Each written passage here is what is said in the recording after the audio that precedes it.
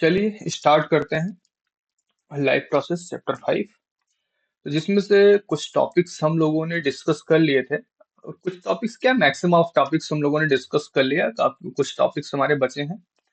I think हम लोग respiration पढ़ना स्टार्ट कर दिए थे या रेस्पिरेशन खत्म हो चुका था। अच्छा, ये सारी चीजें डिस्कस्ड हो चुकी हैं। ओके। ट्रांसपोर्टेशन भी डिस्कस हो चुका है। क्लियर ना। हार्ट के बारे में भी डिस्कस हो चुका है कि हार्ट का काम क्या होता है। चलिए आगे बढ़ते हैं। अगला पॉइंट हमारा क्या है, आर्टरीज एंड द वेन्स। अब ध्यान से समझना, आर्टरी एंड वेन्स छोटे क्वेश्चंस बनने के चांस होते हैं और सारी चीजें मिला के एक लॉन्ग क्वेश्चन भी बनता है यहाँ से। इसका ट्रांसपिरेशन का जो आपका ट्रांसपोर्टेशन है, ट्रांसपोर्टेशन का एक लॉन्ग क्वेश्चन भी बनने के चांसेस होते हैं। तो उसमें आपको कम से कम यहाँ तक आर्टरी और वेन तक डिस्कस करना हो जाता है। हार्ट, आर्टरी, वेन, इन सब के बारे में डिस्कस करना हो जाता है। अब बेसिकली बाकी जो छोटे छोटे क्वेश्चन बनते हैं, आर्टरी से बनते हैं, वेन्स से बनते हैं, हार्ट से बनते हैं और इन सारी चीजों से बनते हैं। क्लियर ना। तो हम लोग डिस्कस करते हैं कि आर्टरीज क्या है, बेसिकली आर्टरीज, और वेन्स क्या है। तो आपके सामने लिखा है, हम उसी के हिसाब से डिस्कस कर लेते हैं, बहुत ज्यादा टाइम टेक नहीं करेंगे इस पर। तो आर्टरीज के बारे में सेकंड पॉइंट आपका आर्टरीज है, these are thick walled blood vessel. क्या होता है? हाँ बोलो। हाँ, कोशिश तो यही रहेगी कि साइंस का ये चैप्टर कंप्लीट हो जाए, क्योंकि बहुत लेंदी चैप्टर है ये और बहुत सारा नंबर भी आपको देगा। ऐसा नहीं है, लेंदी है तो आपको मार्क्स भी अच्छे खासे देंगे यहाँ से। तो बट कोशिश करेंगे कि यह चैप्टर आज कंप्लीट, क्योंकि ये कंप्लीट होना बहुत इंपॉर्टेंट है हमारे लिए। इसलिए इम्पोर्टेंट है कि अगर एक चैप्टर कंप्लीट हो जाता है तो इसके बाद हमारे पास सारे चैप्टर छोटे छोटे हो जाएंगे, तो थोड़ा तेजी से हम लोग बढ़ पाएंगे आगे। अभी काफी टॉपिक्स इसमें बचे हुए हैं। अगर आप लोगों ने बुक्स में देखा होगा तो बुक में भी काफी लंबा चैप्टर दिया गया है ये। फिर भी एनसीईआरटी में थोड़ा सा कम ही है। हम्म। तो चलिए डिस्कस करते हैं, कोशिश करेंगे कि आज ये खत्म हो जाए। तो आर्टरीज के बारे में हमको डिस्कस करना है। आर्टरीज क्या है? These are the thick walled blood vessel. ये क्या होता है? एक थिक वाल्ड ब्लड वेसल होता है। मतलब इसका सरफेस क्या होता है? बहुत स्ट्रांग होता है, मोटा होता है, which is carry oxygenated blood. देखो क्वेश्चन जो आता है आपका यहीं से आएगा, कैरी ऑक्सीनेटेड ब्लड ना। आर्टरी कौन सा ब्लड कंटेन करती है? Oxygenated blood. कहां से? From the heart of the different, heart to different organ. कहां से? From the heart to different organ. क्या करती है? These are thick wall blood vessel which is carry, जो कि कैरी करती है ऑक्सीनेटेड ब्लड। क्या करती है? ऑक्सीनेटेड ब्लड को कैरी कर। सेकेंड पॉइंट क्या है? Pulmonary arteries are the exception because they are carry deoxygenated blood. जबकि पल्मोनरी आर्टरीज जो होती है वो क्या होता है, एक्सेप्शन थोड़ा सा होती है, वो क्या करती है? डीऑक्सीनेटेड ब्लड को कंटेन कर। देखो आर्टरीज ही है, ए बी आर्टरीज और पल्मोनरी आर्टरीज, दोनों आर्टरीज की बात हो रही है। अगर जो आर्टरीज हैं ये क्या होती हैं, बेसिकली ऑक्सीनेटेड ब्लड कंटेन करती हैं। ज्यादा से ज्यादा आर्टरीज क्या करती हैं? ऑक्सीनेटेड ब्लड कंटेन करती है। बट उसमें से एक पल्मोनरी आर्टरीज है जो एक्सेप्शन बोला जाता है जिसको, या फिर ऐसा सीधा बोल सकते हैं कि वो डीऑक्सीनेटेड ब्लड कंटेन करती है from the heart to lung, where oxygenate oxygen of the blood take place. जहाँ पे oxygen of the blood take place होता है। सेकंड पॉइंट हमारा क्या है? वेन्स। थर्ड पॉइंट है वेन्स। वेन्स क्या होता है? There are the thin walled blood vessel. ये क्या होता है? थिन वाल्ड ब्लड वेसल होता है, कैरी डीऑक्सीनेटेड ब्लड। ये क्या करता है? डीऑक्सीनेटेड ब्लड को कंटेन करता है from the different organ to the heart, different organ to the heart. But pulmonary vein जो होती है, अब देखो यहाँ पे पल्मोनरी आर्टरीज जो थी और यहाँ पे पल्मोनरी वेन, ये दोनों क्या होते हैं? थोड़ा दोनों साइड में एक्सेप्शन है। आर्टरीज में भी पल्मोनरी जो है एक्सेप्शन है, वेन्स में भी जो आपका पल्मोनरी है क्या है? एक्सेप्शन ही है। एक्सेप्शन बोल सकते हैं, अपोजिशन बोल सकते हो, जो भी आपको सुटेबल समझ में आए। ये क्या, इसको एक क्या कंटेन करते हैं? ये कैरी ऑक्सीनेटेड ब्लड। अब देखो पूरा का पूरा वेन क्या बोल रहा है, मैं कंटेन करूंगा कौन सा ब्लड भाई? बोल रहा है कि मैं डीऑक्सीनेटेड कंटेन करूंगा, लेकिन इसका पल्मोनरी क्या बोलता है कि वो ऑक्सीजन कंटेन करेगा, है कि नहीं? आर्टरी क्या बोलता है? आर्टरी क्या थिक वाल होता है, ऑक्सीनेटेड ब्लड कंटेन करता है, लेकिन उसका जो पल्मोनरी आर्टरी होता है वो क्या करता है? डीऑक्सीनेटेड ब्लड को कंटेन कर रहा होता है। क्लियर ना? याद रहेगा। बहुत ज्यादा टफ नहीं है, सिंपल सा याद रखना, आर्टरी मतलब ऑक्सीनेटेड ब्लड, बट जो पल्मोनरी होगा डीऑक्सीनेटेड। वेन्स का मतलब क्या होता है, डीऑक्सीनेटेड ब्लड, और पल्मोनरी वेन का मतलब होता है ऑक्सीनेटेड ब्लड कंटेन करना। ठीक है। सेकंड पॉइंट क्या है, valve are the present in the veins to prevent back flow of the blood. Valve जो होता है, जो बोला जाता है वाल्व खराब हो गया है, वाल्व कहाँ पे होता है, प्रेजेंट इन द वेन्स। किसमें प्रेजेंट होता है, वेन्स में प्रेजेंट होता है, जो कि क्या करता है, प्रिवेंट करता है, रोकता है back flow of the blood, blood के बैक फ्लो को रोकता है, मतलब पीछे आने से, रिटर्न आने से रोक रहा होता है। तो ये हमारा क्या, वाल्व का काम होता है। क्लियर है। हाँ। सेकेंडरी ने किसी ने कुछ बोला क्या और, अच्छा आपकी वॉइस इको है इसका मतलब, चलो ठीक है।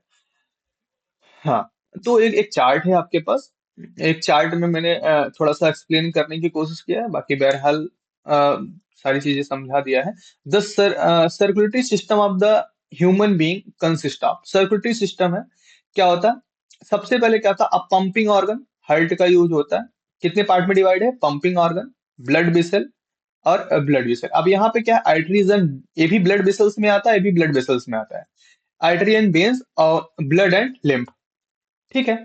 अब यहाँ पे ध्यान दो, यहाँ पे जैसे कि blood blood circulation in the human heart देखो किस हिसाब से हो रहा होता है, क्या होता है, deoxygenated blood from the body, कहाँ से, बॉडी से, वेन्स के बाद राइट आर्टरी में जाते हैं, रिलैक्स्ड, उसके बाद राइट आर्टरी, आर्टरियम से कहा जाता है, आर्टियम से, सॉरी आर्टरियम बोलते हैं, आर्टरियम से कहा जाता है, राइट आर्टरियम कॉन्ट्रैक्ट, मतलब ये क्या हुआ, राइट आर्टरियम रिलैक्स, जिसका मतलब हार्ट की बात हो रही, रिलैक्स होना और कॉन्ट्रैक्ट होना, रिलैक्स होना कॉन्ट्रैक्ट होना, रिलैक्स होना कॉन्ट्रैक्ट होना। उसके बाद ब्लड कहाँ पहुंचता है, राइट वेंट्रिकल में पहुंचता है, कब, जब हमारा क्या होता है, हार्ट रिलैक्स हो रहा होता है। ये सब हार्ट के पार्ट की बात हो रहे हैं। ओके भाई।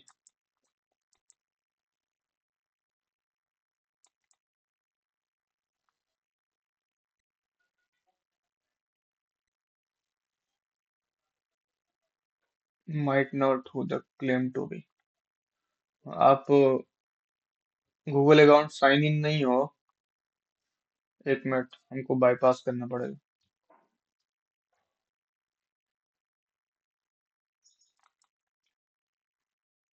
चलो। हम्म,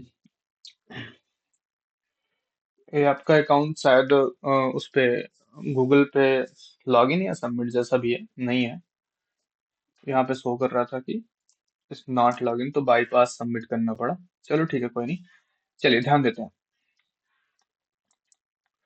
तो क्या है, deoxygenated blood from the body वो कहाँ जाएगा, राइट एट्रियम में, जब हमारा क्या होता है, हार्ट रिलैक्स हो रहा था उसमें जाके क्या होता है, उसमें इकट्ठा हो जाता है।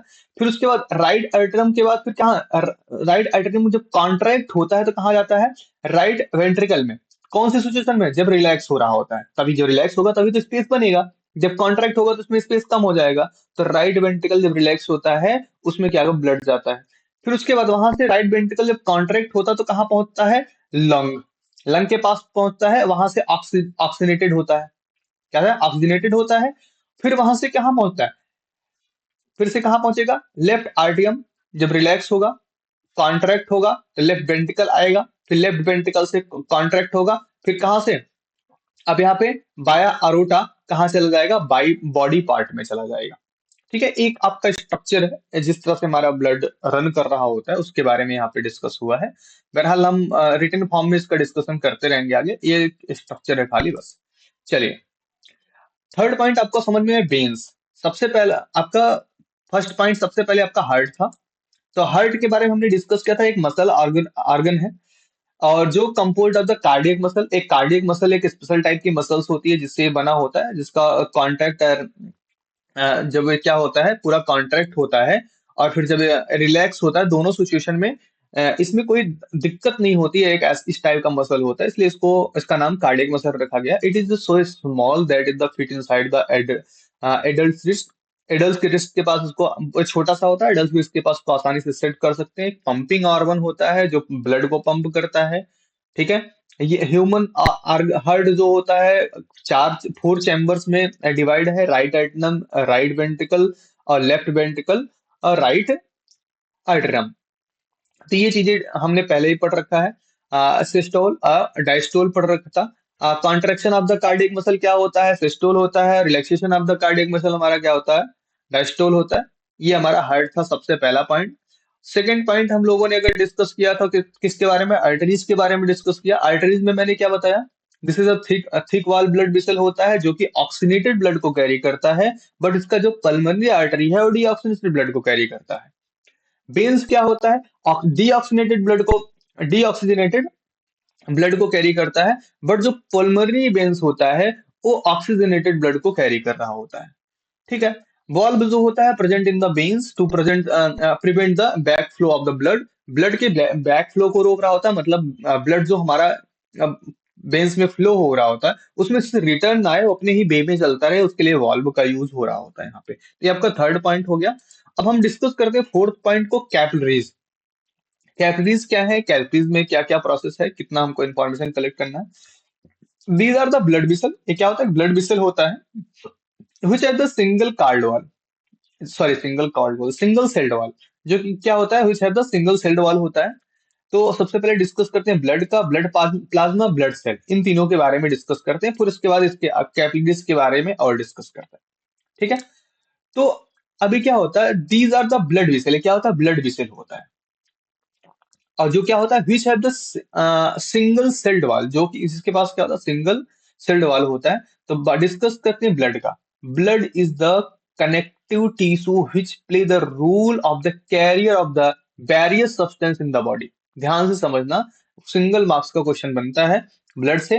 Blood is the connective tissue, ये क्या होता है, एक connective tissue which play the role, जो कि बहुत अच्छा रोल प्ले कर रहा होता है या इंपॉर्टेंट रोल प्ले करता है हमारी बॉडी में।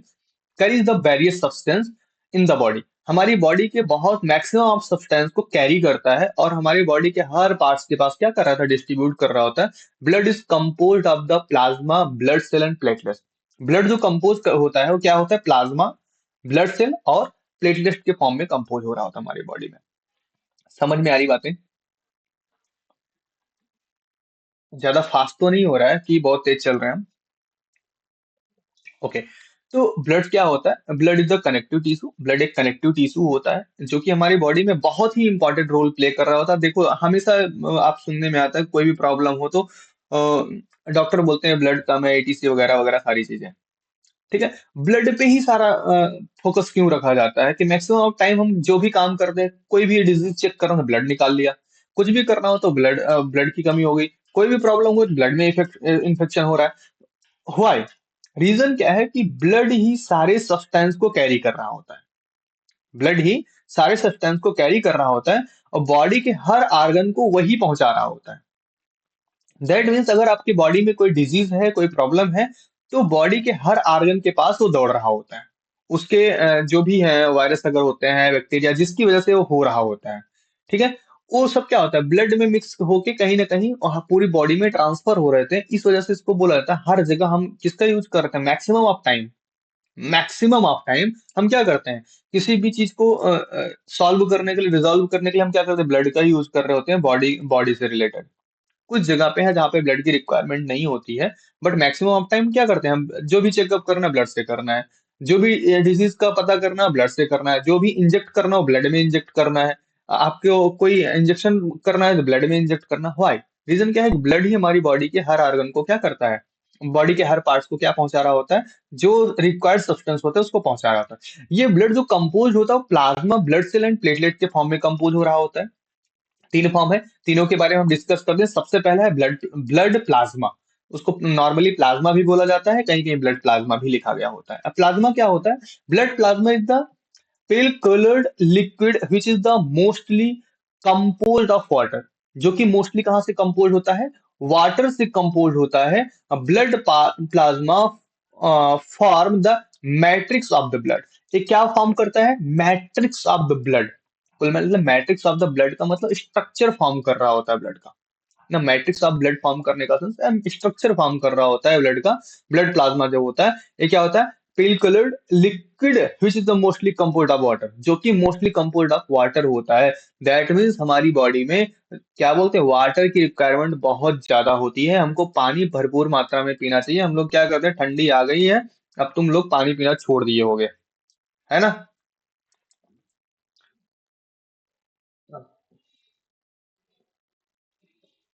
चलो ठीक है, बढ़िया है, गर्म पानी पीते हो। बट देखो, वैसे तो मैं डॉक्टर तो नहीं हूँ, बट ये चीज ध्यान रखने वाली रिक्वायरमेंट है कि हमको एटमॉस्फियर के रिगार्डिंग काम करना चाहिए ना। एटमॉस्फेयर के रिगार्डिंग काम करने का सेंस ये होता है कि आप हमेशा क्या करो, कि जैसे कि अब तो शहर में तो ये प्रॉब्लम्स है, मैं मानता हूँ इस चीज को, विलेज वगैरह में पॉसिबल होता है कि हम जस्ट जिसको हम फ्रेश वाटर बोलते हैं, जस्ट नल से या टैप से, तो नल फ्रेश वाटर, ताजा वाटर पानी नहीं आएगा फ्रेश। बट जो आपका नल वाला है, जो हैंड पंप होता है, वहां से आपके मिल सकते हैं, जो मोटर होता है। तो कोशिश करना चाहिए कि हमको उस वाटर का ज्यादा यूज करना चाहिए, वहां पे मिनरल्स की मात्रा ज्यादा होती है। और जो हम, हाँ बोलो। हाँ, मटका तो गर्मी के लिए बेस्ट है, लेकिन ठंडी में मटके में रख दोगे तो और ठंडा हो जाएगा भाई वो, ना।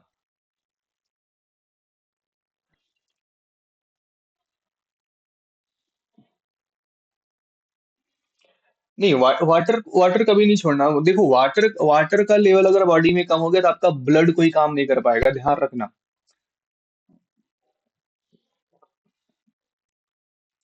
आपका नहीं, किसी का। रीजन क्या है कि हमारी बॉडी से क्या होता है, पसीने नहीं निकल रहे, वेट नहीं हो रहा होता है, ये सारी चीजें नहीं हो रही होती हैं ना। जितना हम बॉडी बॉडी में वाटर कंटेन कर रहे होते हैं फूड के थ्रू, ईटीसी होता थ्रू थ्रू, क्या होता है कि वो कहीं ना कहीं हमारी बॉडी में रहता। बट रीजन क्या है कि जब तक आपकी बॉडी में हीट एनर्जी प्रोड्यूस नहीं होगी, प्रोवाइड नहीं होगी आउटर सरफेस से, तब तक आपको प्यास नहीं लगने वाली है। रीजन क्या है कि प्यास प्यास क्या होता है, प्यास आपकी बॉडी के रिक्वायरमेंट ऑफ द वाटर नहीं होता, आपका जो ये थ्रोट एरिया है ना, इसके सूखने की वजह से आपको प्यास फील होता है। ठीक है, ऐसा नहीं होता कि आपको आपको प्यास लग गई है क्योंकि हमारी बॉडी को वाटर रिक्वायरमेंट नहीं। आप पानी मत पियो, कई महीने मत पियो, आपकी बॉडी नहीं बताएगी हमको पानी चाहिए, आप बीमार हो जाओगे। ठीक है, तो हमको सिर्फ वाटर की फीलिंग कहाँ से होती है, इसके सूखने की वजह से होती है ना। कि जब वो चिपकने लगता है तो हमको लगता है पानी की, वाटर का रिक्वायरमेंट है। बट इस चीज को ध्यान रखना, वाटर हमको ज्यादा से ज्यादा कंटेन करना, गर्मी हो या ठंडी हो, एक इक्वल बैलेंस में हमको पानी पीते रहना चाहिए। क्योंकि आपका जो ब्लड प्लाज्मा है, जो ब्लड प्लाज्मा है, वो वाटर सब्सटेंस ही बन रहा होता है, कंपोज ऑफ वाटर से ही हो रहा होता है। और ब्लड प्लाज्मा ही मैट्रिक्स ऑफ ब्लड होता है, form the matrix of the blood. Blood plasma ही क्या करता है, ब्लड के मैट्रिक्स को फॉर्म कर रहा होता है। अब ब्लड का मैट्रिक्स ही नहीं फॉर्म होगा तो ब्लड कहाँ से फॉर्म होगा। ब्लड की मात्रा कम हो जाएगी, ब्लड ब्लड आपकी बॉडी में रिड्यूस होता जाएगा धीरे धीरे।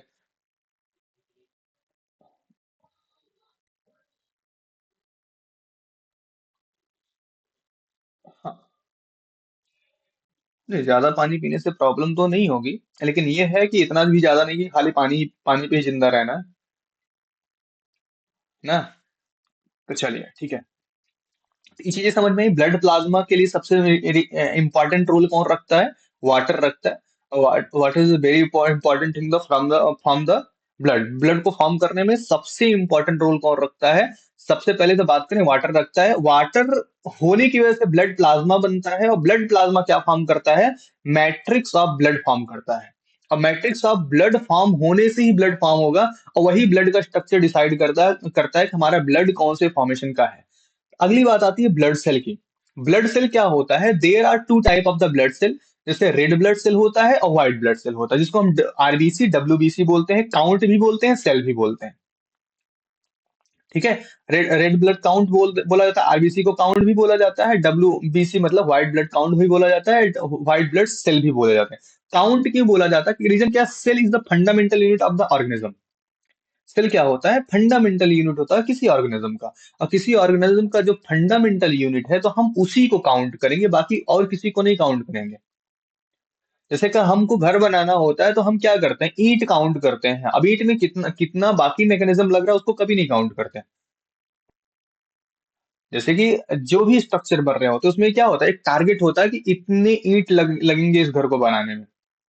ऐसा नहीं होता कि उसका कोई शेड्यूल नहीं होता, बस ट्रक पे ट्रक, ट्रॉली पे ट्रॉली ईंट आया जा रहा, घर बने जा रहा, नहीं, उसका भी एक फॉर्मेशन होता है कि कितने ईंट में कितने बाई कितने का एक रूम या कितना घर बन सकता है।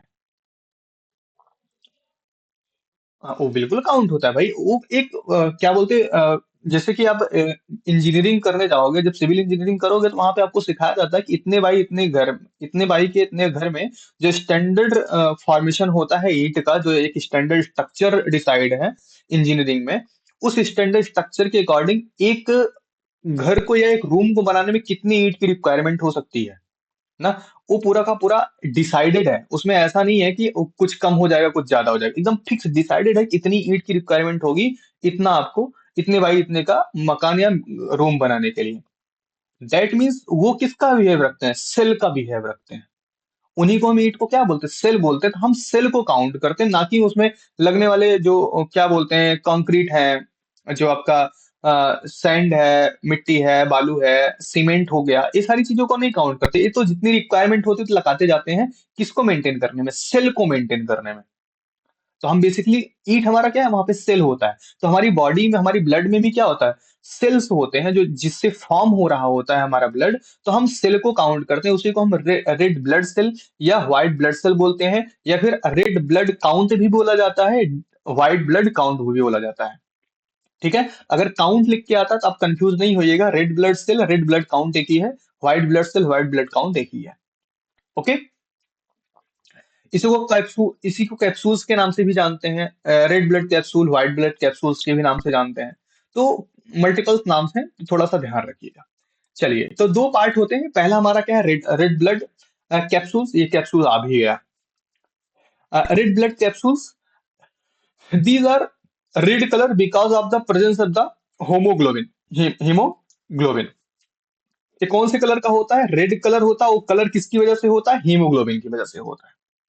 जो रेड रेड ब्लड कैप्सूल्स होते हैं, आरबीसी होता है, जिसको हम ब्लड ब्लड सैंपल लेते हैं, तो सबसे पहले इसी को काउंट कराते हैं ना।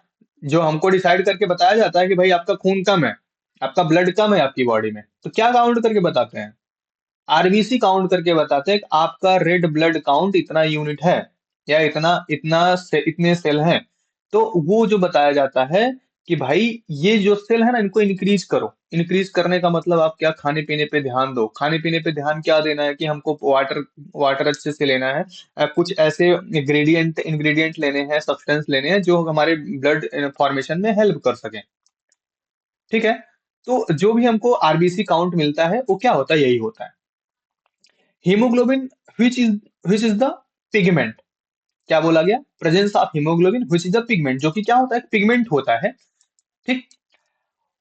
Haemoglobin readily combined with the oxygen and carbon dioxide, ये क्या, किससे किससे कंबाइंड होता है, किसके साथ, ऑक्सीजन एंड कार्बन डाइऑक्साइड के साथ कंबाइंड होता है। The transport of the oxygen happen through the haemoglobin, some part of the carbon dioxide is also transported through the haemoglobin. क्या बोला गया, the transport of the oxygen happen through the haemoglobin. जो oxygen का transportation हो रहा होता है किसके थ्रू होता है, hemoglobin, some part of the carbon dioxide, carbon कुछ part, some part of the carbon dioxide is also transported through the hemoglobin। लेकिन कार्बन डाइऑक्साइड का भी कुछ पार्ट क्या होता है, हीमोग्लोबिन के थ्रू ट्रांसपोर्ट हो रहा होता है। अब देखो यहाँ पे कुछ चीजें ऐसी निकल के आ रही है जो चीजें हमको लगती नहीं है फॉर्मल इंफॉर्मेशन के अकॉर्डिंग, बट ऐसा भी होता है। सबसे पहली बात तो कलर रेड जो होता है वो स्पेशल हीमोग्लोबिन की वजह से होता है, जो कि एक पिगमेंट होता है, पहली बात। दूसरी बात है, haemoglobin readily combine with the oxygen and carbon dioxide. जो हीमोग्लोबिन होता है वो बेसिकली ऑक्सीजन और कार्बन डाइऑक्साइड दोनों से कंबाइन होता है। किससे कंबाइन, दोनों से कंबाइन रहता है। और the transport of the oxygen happens through the haemoglobin, और जो ऑक्सीजन का ट्रांसपोर्ट हो रहा होता है ये हीमोग्लोबिन के थ्रू होता है। But some part of carbon dioxide is also transported through the haemoglobin. कुछ पार्ट कार्बन डाइऑक्साइड का भी ट्रांसपोर्ट होता है, किससे, हीमोग्लोबिन के थ्रू हो रहा होता है। Clear now. ओके। तो सेकेंड पॉइंट हमारा क्या है, white blood capsule, these are white colour, they play important role in the immunity. सबसे ज्यादा इंपॉर्टेंट रोल इसका किसमें होता है? इम्यूनिटी में हो रहा होता है। अब आपका क्या हो गया? रेड ब्लड कैप्सूल हो गया और व्हाइट ब्लड कैप्सूल हो गया। तो व्हाइट ब्लड कैप्सूल का हमारा सबसे ज्यादा इंपॉर्टेंट रोल किसमें होता है? इम्यूनिटी सिस्टम में होता है। जैसे कि आप लोग थोड़ा सा ध्यान देते हो, अगर आपको मालूम होगा कि नहीं मालूम होगा, जब कोई बीमार होता है या जैसे किसी को फीवर होता है तो डॉक्टर आरबीसी और डब्ल्यूबीसी ही ज्यादा काउंट करते हैं। आरबीसी और डब्ल्यूबीसी, सबसे पहले तो आरबीसी पे फोकस करते हैं कि आपका आरबीसी कितना है, मतलब रेड ब्लड काउंट कितना है या रेड ब्लड कैप्सूल कितना है। उसके बाद आपका व्हाइट ब्लड कैप्सूल काउंट करते हैं कि आपकी आपका इम्यूनिटी सिस्टम कितना स्ट्रांग है। ब्लड टेस्ट में ये दोनों आई थिंक सीक्वेंस में ही ऊपर नीचे कहीं ना कहीं लिखे होते हैं ना, डब्ल्यूबीसी और आरबीसी। तो सबसे पहले रेड ब्लड काउंट चेक किया जाता है, जिससे आपका पता लगता है कि आपके पास ब्लड कितने हैं, मतलब ब्लड के काउंट्स कितने हैं, ब्लड सेल्स कितने हो रहे हैं, कितने बढ़ रहे हैं, फॉर्म हो रहे हैं कि नहीं हो रहे हैं, रिक्वायरमेंट और ज्यादा है कि नहीं है। दूसरी चीजें देखी जाती हैं, आपके पास डब्ल्यूबीसी कितना है, दैट मीन्स आपकी बॉडी का इंपॉर्टेंट सबसे क्या है? इम्यूनिटी। अगर आपके पास इम्यूनिटी सिस्टम ही स्ट्रांग नहीं तो आप कुछ भी खाओ कुछ भी पियो कोई फर्क नहीं पड़ता। दैट मीन्स आपका व्हाइट ब्लड कैप्सूल कितना फॉर्म हो रहा है, कितना है प्रेजेंट टाइम में, इसको इंक्रीज करने की रिक्वायरमेंट है कि नहीं है, ये भी डॉक्टर काउंट करते हैं, चेक करते हैं। रीजन क्या है कि अगर आपका इम्यूनिटी वीक हुआ तो आपका ब्लड सेल्स ऑटोमेटिकली डिक्रीज हो जाएगा। रेड ब्लड सेल आपका क्या हो जाएगा? Automatic decrease. रीजन क्या है कि इम्यूनिटी सिस्टम ही हमारा काम नहीं कर रहा सही से। ओके, ठीक है। तो हम कैपिलरीज जब पढ़ रहे थे तो ब्लड में मैंने तीन पार्ट पढ़ा था, प्लाज्मा, ब्लड सेल और प्लेटलेट। तो प्लाज्मा हमने पढ़ लिया, ब्लड सेल में पढ़ लिया, ब्लड सेल के दो पार्ट्स आपके आरबीसी और डब्ल्यूबीसी। थर्ड हमारा होता है प्लेटलेट। अक्सर क्या होता है, इस चीज को सुनने को मिलता है कि भाई आपका प्लेटलेट कम हो गया, दैट मीन्स आपको टाइफाइड या डेंगू हो गया।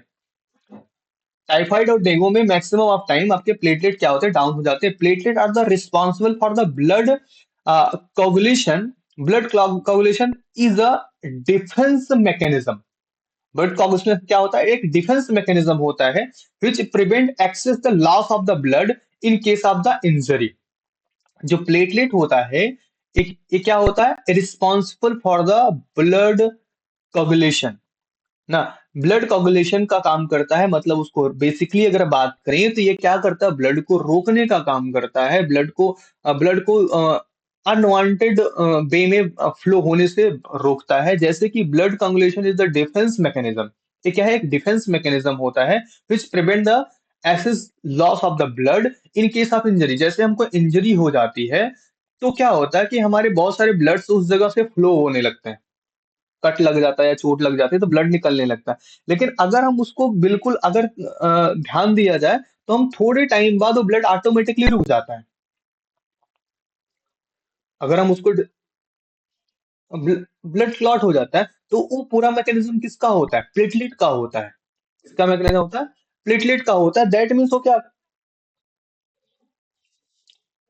हाँ, प्लेटलेट अगर आपका कम हो गया या नहीं हुआ तो क्या होता है कि ब्लड आपके रुकते नहीं है, बहुत सारी प्रॉब्लम्स हो जाती है, ब्लड का फ्लो बहुत फास्ट हो जाता है, हार्ट उसकी वजह से हार्ट बीट भी फास्ट हो जाते हैं, आदमी के डेथ होने के चांस हो जाते हैं।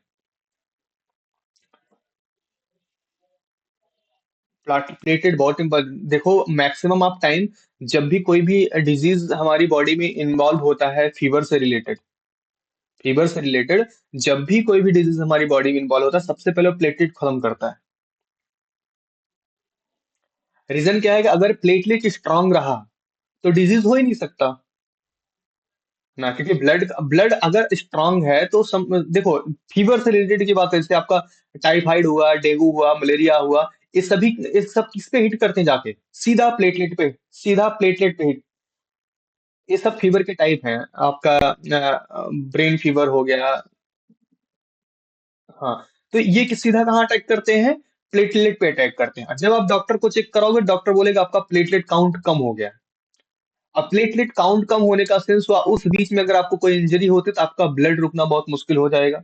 दूसरी कंडीशन, प्लेटलेट कम होने की वजह से आपका ब्लड का फ्लो ज्यादा तेज हो जाता है, जिससे आपको वो हार्ट से रिलेटेड प्रॉब्लम्स हो सकती हैं। तो बहुत सारी चीजें ऐसी हैं जो प्लेटलेट की वजह से हो सकती हैं। बिल्कुल डेंजरस है। भाई दिल्ली दिल्ली नोएडा में तो थोड़ा सा कॉमन हो गया है। हाँ, हाँ, मलेरिया, डेंगू और टाइफाइड, ये चीजें तो कॉमन है। मैं तो 2018 में था, तो मेरे को एक बार डेंगू हुआ था, तो मेरी तो हालत तो बेकार थी वहां पे। मैं वहां से स्किप करके वापस आ गया था। 2018 में बहुत ज्यादा डेंगू का, जैसे हम कोरोना आया था 20 बार, वैसे 2017-18 में डेंगू बहुत खतरनाक था दिल्ली और इर्द गिर्द और भी छोटे छोटे सिटीज में। हाँ, 17-18 में डेंगू बहुत तेज था, बहुत फास्ट था। उस बार बहुत से लोगों की डेथ भी हुई थी। तो उस पीरियड में उसमें मैं भी इन्वॉल्व था। बहरहाल ठीक है, कोई नहीं, अभी हम सही हैं। हाँ, तो प्लेटलेट क्या होता है, प्लेटलेट अटैक होता है डायरेक्ट। क्या अटैक होता है, फीवर्स में हमेशा प्लेटलेट अटैक होता है। प्लेटलेट अटैक से हमारे पास बहुत सारे रीजंस ऐसे हैं, बहुत सारे प्रॉब्लम्स ऐसे हैं जो क्रिएट हो जाती हैं। ठीक है। तो प्लेटलेट बेसिकली हमारा क्या होता है, ये एक मैकेनिज्म होता है, इसको डिफेंस मैकेनिज्म बोल सकते हैं। ये डिफेंस मैकेनिज्म होता है जो कि हमारी बॉडी के ब्लड लॉस को, इंजरी के टाइम ब्लड लॉस को क्या करता है, प्रिवेंट करने का काम करता है। तो आपके कैपिलरीज में हमने क्या पढ़ा, ब्लड पढ़ा। ब्लड के 3 पार्ट होते हैं, plasma, blood cell and platelet. Plasma के बारे में हमने पढ़ा कि प्लाज्मा क्या होता है, या पेल कलर लिक्विड होता है जो कि वाटर से बनता है, और ब्लड प्लाज्मा ही फॉर्म करता है मैट्रिक्स ऑफ ब्लड। दूसरा हमने पढ़ा ब्लड सेल। ब्लड सेल क्या होता है, ब्लड सेल 2 टाइप के होते हैं। एक रेड ब्लड काउंट होता है, एक व्हाइट ब्लड काउंट होता है। रेड ब्लड काउंट जो होता है बेसिकली क्या होता है, रेड होने का मेन रीजन हीमोग्लोबिन होता है। और हीमोग्लोबिन क्या होता है, कंबाइन विद द ऑक्सीजन और carbon dioxide. Basically oxygen transport haemoglobin के थ्रू होता है, बट कुछ ना कुछ या कुछ part of the, some part of the carbon dioxide transport through the haemoglobin. कुछ पार्ट कार्बन डाइऑक्साइड के हीमोग्लोबिन के थ्रू भी क्या होते हैं, ट्रांसपोर्ट होते हैं। डब्ल्यूबीसी क्या था, डब्ल्यूबीसी एक इंपॉर्टेंट रोल क्या प्रेजेंट करता है हमारी इम्यूनिटी सिस्टम को मेंटेन करने में। प्लेटलेट हमारा क्या होता है, प्लेटलेट बेसिकली एक डिफेंस मैकेनिज्म सिस्टम है हमारी बॉडी का, जो ब्लड अनवांटेड या क्या बोलते हैं कि इंजरी के टाइम में जो भी ब्लड एसेस लॉस होता है उसको प्रिवेंट करने का काम कर रहा होता है। Clear now? ओके, चलिए नेक्स्ट पॉइंट पे आते हैं, लिम्फ। तो लिम्फ के बारे में अभी जस्ट मैंने ऊपर डिस्कस किया था। Lymph is similar to the blood but RBC are absent in the lymph. Lymph क्या होता है, सिमिलर टू द ब्लड, ये पूरा सिमिलर टू द ब्लड ही होता है, बट उसमें क्या absent होता है, आरबीसी absent होता है। मतलब रेड ब्लड काउंट इसमें से क्या होता है, absent होता है। लिम्फ भी एक क्या होता है, सिमिलर टू ब्लड ही होता है, इसमें आरबीसी absent होता है। Lymph is form from the fluid which leak from the blood capillaries. ये कहां से बनता है, from the fluid which leak from the blood capillaries and goes to the intercellular space in the tissues। किससे बनता है लिम्फ, किससे बनता है ये, ब्लड कैपिलरीज से जो लीक होता है, leak from blood capillaries. Lymph is form from the fluid, उस फ्लूइड से बन रहा होता है, जो कहां से लीक होता है, कैपिलरीज से लीक होता है, और कहां जा रहा होता है, intercellular space in in the tissue. Tissue के इंटरसेलुलर स्पेस में जा रहा होता है। तो उस फ्लूइड से क्या बन रहा होता है, लिम्फ बन रहा होता है। This fluid is collected through lymph vessel. किसको, किसके थ्रू कलेक्ट किया जाता है, लिम्फ वेसल। लिम्फ वेसल के द्वारा कलेक्ट किया जाता है, finally return to the blood capillaries, और फिर से इसको कहाँ वापस कर दिया जाता है, ब्लड कैपिलरीज में वापस कर दिया जाता है। ध्यान से समझना, थोड़ा सा उलझा हुआ सेंटेंस है। Lymph is formed from the fluid. Lymph जो होता है उस फ्लूइड से फॉर्म होता है, जो कि कहां से लीक हो रहा होता है, कैपिलरीज से लीक हो रहा होता है। जैसे कि होता है, हम बेसिकली बोले कि हमारे पास कोई पाइप है, उसमें से वाटर फ्लो हो रहा हो, तो कहीं छोटा मोटा रिसाव या होता तो होल होता है, तो उसमें से लीक हो रहा होता है, या होल नहीं भी होता तब भी लीक। जैसे कि हम क्या करते हैं, बोतल को, ठंडे बोतल को बाहर निकालो तो थोड़ी देर के बाद वो क्या होता है, उसके ऊपर भीगा है ना, क्या वाटर लीक कर रहा होता है उसमें से। लीक नहीं बोल सकते, दैट मीन्स ये सब फिल्टर्ड है। कैपिलरीज क्या होते हैं कि फिल्टर का काम कर रहे होते हैं। तो फिल्टर का काम करने वाले ऑर्गन जो होते हैं, तो उसमें थोड़े थोड़े टिनी टिनी पोर्स होते हैं, छोटे होल्स होते हैं, जैसे हमारी बॉडी का स्किन है।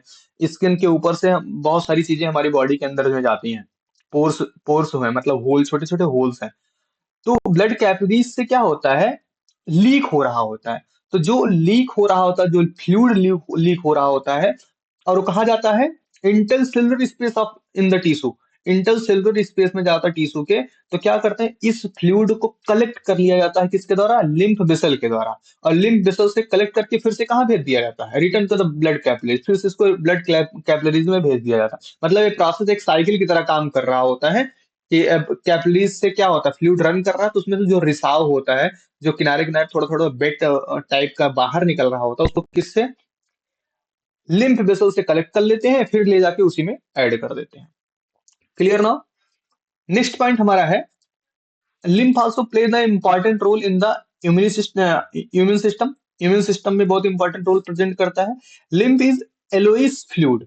ये क्या होता है? yellowish fluid होता है, escape from the blood capillaries, escape from the blood into the intercellular space, contain the less protein than blood। ये क्या होता है कि ब्लड के रिस्पेक्ट में लेस प्रोटीन कंटेन करता है। अभी सबसे पहली लाइन मैंने बताया कि lymph is the similar to the blood but RBC absent. But यहाँ पे क्या होता है? आरबीसी अपसेंट होता है।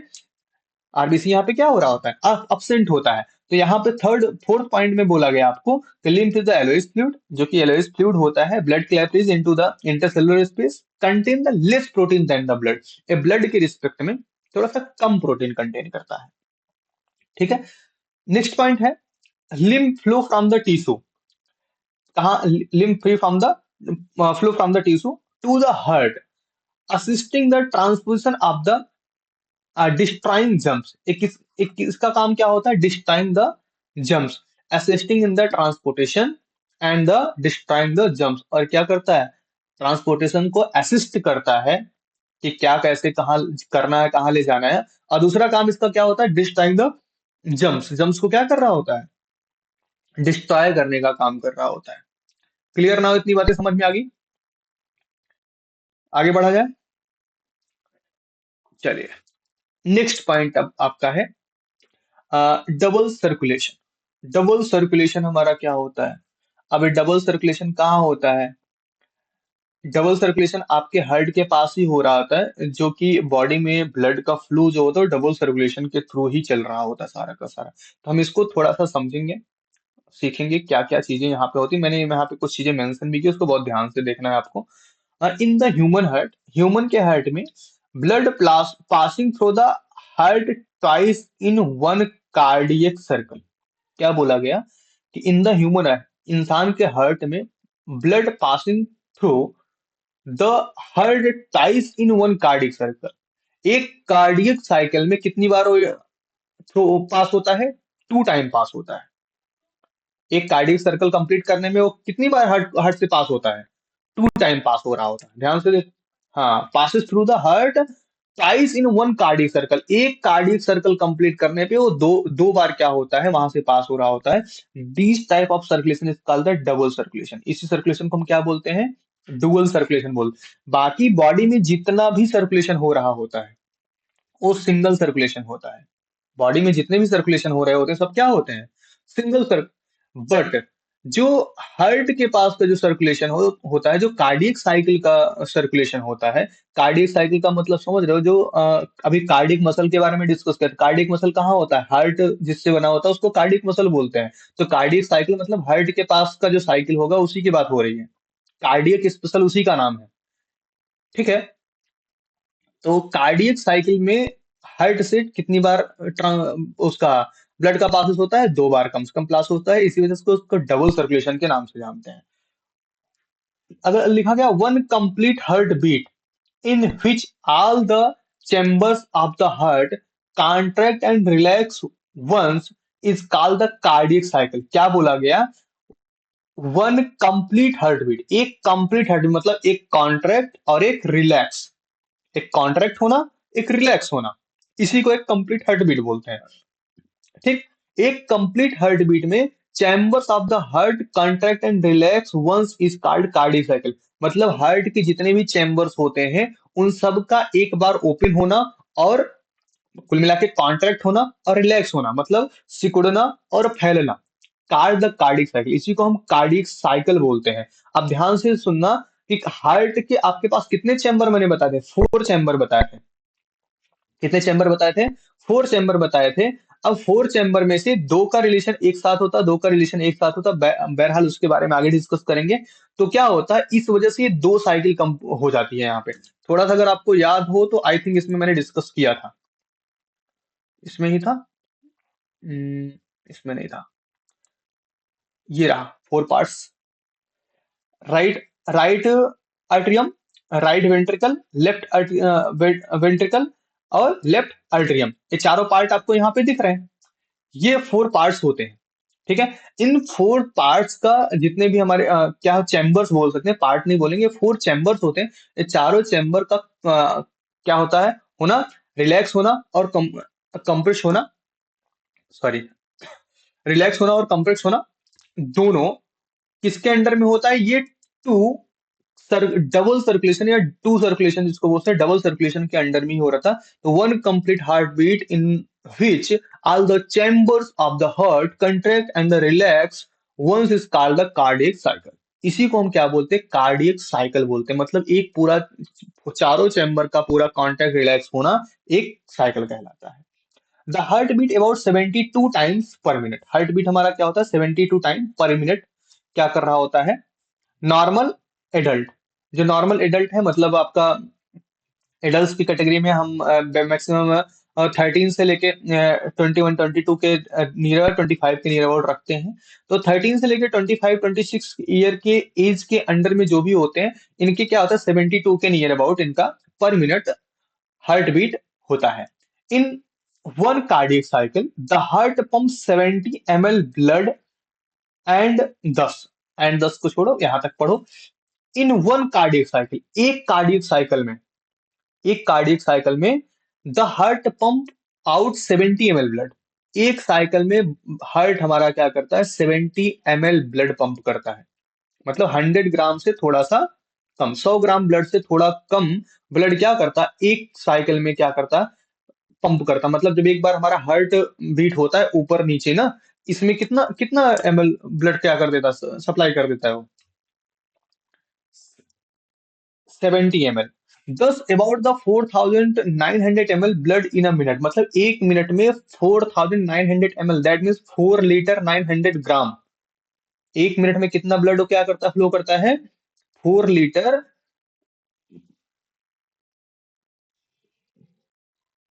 हाँ, मिलीग्राम। तो 4900 ml बोलो या 4 लीटर 900 ml बोलो, मतलब 4 लीटर और 900 ग्राम या 900 ml। तो एक क्या 4 लीटर 900 ml क्या करता है, ये ब्लड एक मिनट में फ्लो कर देता है। मतलब 4900 ml ब्लड वो एक मिनट में फ्लो कर देता है। बातें समझ में आ रही, यहां से आपके छोटे छोटे क्वेश्चन बनते हैं, बहुत ध्यान से पकड़ के रखना। Double circulation ensure the complete segregation of the oxygenated and the deoxygenated blood which is necessary for the optimum energy production in the warm blood animal। क्या बोला गया, double circulation ensure complete segregation of the oxygenated and deoxygenated blood. जो हमारा double circulation होता है ये ensure करता है complete segregation of the oxygen and deoxygenated blood. जो ऑक्सीनेटेड ब्लड होता है, डेफिनेटेड ब्लड होता है which is necessary for the optimum energy. जो हमारा क्या होता है, ऑप्टिमम एनर्जी के लिए नेसेसरी होता है production in warm blood animal ना। प्रोडक्शन इन वार्म ब्लड मतलब जो ब्लड, ब्लड क्या होता है, एनिमल्स का ब्लड क्या होता है, वार्म होता है ना। तो वो किस लिए होता है, which is necessary for the optimum energy production in the warm blood animals. Clear हुई बात है, डबल सर्कुलेशन समझ में आया कि नहीं आया। ठीक है। डबल सर्कुलेशन का मीनिंग क्या होता है, बेसिकली हमारे हार्ट हार्ट से दो बार एक कार्डियक साइकिल में ब्लड का फ्लो होना ही हमारा क्या कहलाता है, डबल सर्कुलेशन कहलाता है। बेसिकली अगर डेफिनेशन हमको लिखने को आएगी तो हम क्या लिखेंगे, blood passes through the heart twice twice in one cardiac cycle is known as the double circulation. या फिर थोड़ा सा और बढ़ा के लिखोगे तो one complete heart beat in which the all the chambers of the heart contact and relax once is called a cardiac cycle। And this this situation in which blood passes through the heart twice on the cardiac cycle is known as the double circulation। अगर आपको लंबा करके लिखना है तो थोड़ा सा इस तरह से लेंदी कर सकते हो। ठीक, ओके। चलिए नेक्स्ट पॉइंट पे हम आते हैं। नेक्स्ट पॉइंट हमारा क्या था, ट्रांसपोर्टेशन इन प्लांट। मतलब हम क्या हुए, ह्यूमन बीइंग में जितना भी ट्रांसपोर्टेशन था हमारा इसी पे एंड होता है। ह्यूमन बीइंग में ट्रांसपोर्टेशन की बात जो जो भी है टोटल डिपेंड किस पे है, हार्ट पे डिपेंड है। तो हार्ट पे डिपेंडेंसी जो ट्रांसपोर्टेशन की है उसके बारे में हमने डिस्कस कर लिया। अब देखो ये डिस्कस करने के बाद मैं एक बात बताऊं, तो यहां से जो हमारे क्वेश्चंस होंगे वो क्वेश्चन, अभी तो मैंने छोटे सिंगल, मैं 1 मार्क्स के क्वेश्चन को हमेशा मेंशन करता चलता हूँ, है ना। 1 मार्क्स के जो क्वेश्चन हो रहे होते हैं उसको मैं मेंशन करता रहता हूँ कि यहाँ से 1 मार्क्स के क्वेश्चन बनने के चांसेस है ये। बट लॉन्ग क्वेश्चन जो बनेंगे या शॉर्ट क्वेश्चन जो बनेंगे, आपके इन मल्टीपल टॉपिक्स को कंबाइन करके बनेंगे। जैसे आपसे पूछ लेगा कि ब्लड के बारे में पूछ लेगा। अब ब्लड में आपको हमने दो तीन चीजें बताई, है ना। अब ब्लड में जो दो तीन चीजें बताई, वहां से आपको इन्फॉर्मेशन कलेक्ट करना पड़ेगा भाई कि ब्लड में क्या दो तीन चीजें सर ने बताया। जैसे कैपिलरीज में बताया, कैपिलरीज में बोला गया क्या है, सिंगल सेल वॉल है। उसमें से ब्लड मैंने पढ़ा, ब्लड में देखो प्लाज्मा, ब्लड सेल और प्लेटलेट बता दिया। अगर आपसे ब्लड पूछा जाएगा और 2 मार्क्स में पूछा जाएगा, दैट मीन्स वो सिंपल सा ब्लड नहीं पूछ रहा है, वो प्लाज्मा भी पूछ रहा है, ब्लड सेल भी पूछ रहा है, प्लेटलेट भी पूछ रहा है। बात समझ में आ रही है।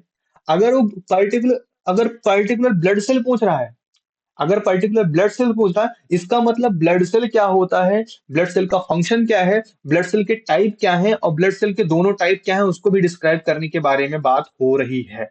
तो दैट मीन्स क्वेश्चन का मार्किंग के हिसाब से डिसीजन आपको मेक करना है। बात समझ में आ रही कि नहीं आ रही है। तो समझ में आ रहा है कि मैं मतलब आपको क्वेश्चन का एक्सप्लेनेशन किस बिहाफ पे जैसे आपसे पूछा मैंने, अभी एक्सप्लेन किया जस्ट, कि अगर आपसे पूछा गया ब्लड प्लाज्मा, तो ब्लड प्लाज्मा के बारे में तो मैंने छोटा सा एक लाइन लिखा है, तो दैट मीन्स ये क्या 1 मार्क्स के क्वेश्चन में पूछा जा सकता है। 2 मार्क्स के क्वेश्चन में ब्लड प्लाज्मा के बारे में ब्रीफ एक्सप्लेनेशन करने को तो आएगा नहीं, बट आपसे ब्लड पूछ लिया खाली, what is the blood, explain the blood, और एक्सप्लेन द ब्लड आपसे पूछ लिया या डिफाइन द ब्लड आपसे पूछ लिया, तो क्या अगर 2 मार्क्स के क्वेश्चन में आ गया तो आपको ब्लड ब्लड के साथ साथ प्लाज्मा, ब्लड सेल और प्लेटलेट तीनों बताने होंगे। ठीक है, लेकिन अगर सिर्फ आप, बिल्कुल, आपको सिर्फ प्लाज्मा लिख के नहीं छोड़ देना है कि ब्लड प्लाज्मा, ब्लड सेल और प्लेटलेट नहीं, आपको ब्लड प्लाज्मा क्या होता है इसको बताना पड़ेगा, ब्लड सेल्स क्या होते हैं क्या बताना पड़ेगा। ब्लड सेल के दो पार्ट होते हैं, आरबीसी डब्ल्यूबीसी, इसको भी लिखना पड़ेगा। हाँ, ये हो सकता है आरबीसी डब्ल्यूबीसी ना एक्सप्लेन करो, बट अगर एक्सप्लेन कर दोगे तो ज्यादा अच्छा रहेगा। ठीक है, और फिर प्लेटलेट आपको बताना पड़ेगा। ठीक है, तो ये सारी चीजें आपको डिसाइड करके रखनी है और इसको आपको थॉट में सेट करके रखना है कि हमसे अगर 2 मार्क्स में क्वेश्चन पूछा जाता है तो क्या बताना है, 1 मार्क्स में क्वेश्चन पूछा जाना है तो क्या बताना है, और 4 और 5 मार्क्स में क्वेश्चन पूछा जाना है। 4 और 5 मार्क्स में जब क्वेश्चन पूछा जाएगा तो आपसे पूरा हर्ट पूछा जाएगा, पूरा का पूरा फॉर्मेशन यहाँ से पूछा जाएगा आपसे। जैसे अर्टरीज हर्ट, इसके बारे में पूरा का पूरा आपसे यहाँ पे डिस्कस कर लिया जाएगा, क्या, पूरा ट्रांसपोर्टेशन। अब ट्रांसपोर्टेशन की में जब डिस्कस करेगा तो आपको पूरा का पूरा transportation in the human being में पूरा आपको डिसाइड वहां, बिल्कुल, जब आपका लॉन्ग क्वेश्चन होगा, अगर डायग्राम वहां पे बोला गया है तो डायग्राम बनाना है, और नहीं बोला गया है तो अगर आप नहीं बनाते तो कोई दिक्कत नहीं है, बट अगर बना दोगे तो ज्यादा अच्छी बात है। समझ में आ रही बात है कि नहीं।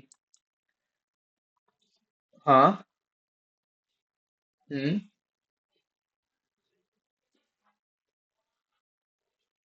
हम्म,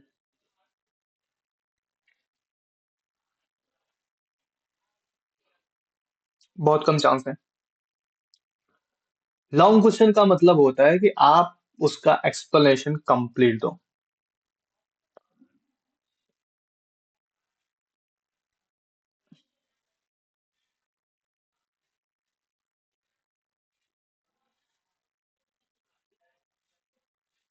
तो मैंने क्या बोला कि लेकिन ये नहीं लिखना कंपलसरी है।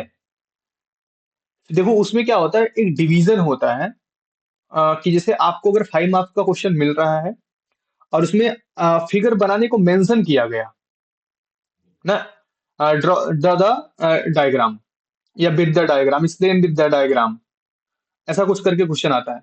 अगर वहां पे आपको डायग्राम बनाने को बोल दिया, दैट मीन्स 2 मार्क्स तो आपके श्योर हो गए किसके हैं, डायग्राम के। ठीक है, बट वो 2 मार्क्स आपके तब श्योर होंगे जब उस डायग्राम के अबाउट आप अच्छे से एक्सप्लेन कर रहे होगे। डायग्राम बनाना ही बड़ी बात नहीं, जैसे कि अभी यहाँ पे आपके फिगर शो होता है डिस्प्ले पे आपके। तो आपको मैं दिखा रहा हूँ, ये देखो, ये हार्ट का जैसे मान लो बहुत अच्छा नहीं बना हुआ है।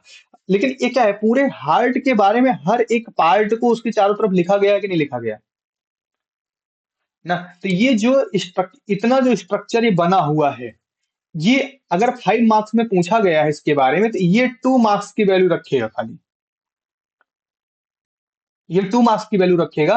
और ट्रांसपोर्टेशन इन ह्यूमन में जितना हम लोगों ने अभी तक पढ़ा, वो सारी चीजें जो लिखोगे वो कितने मार्क्स पे डिपेंड करेगा? 3 मार्क्स पे डिपेंड करेगा। ठीक है, तो दैट मीन्स अगर आप सिर्फ लिख के आ रहे हो, फिगर नहीं ड्रॉ करे, तो आपके 2 नंबर गए। और इसमें जो गलती करोगे यहां से कटेंगे। और अगर आप सिर्फ फिगर ड्रॉ करके आओगे तो आपके 2 मार्क्स मिलेंगे। उसमें भी अगर कोई पार्ट, जैसे टीचर के रिगार्डिंग अगर कोई पार्ट उसको लगता है कि ये चीजें लिखनी चाहिए थी स्टूडेंट्स को, उसने नहीं लिखा, तो इसमें भी से आपके मार्क्स यहाँ से जा सकते हैं।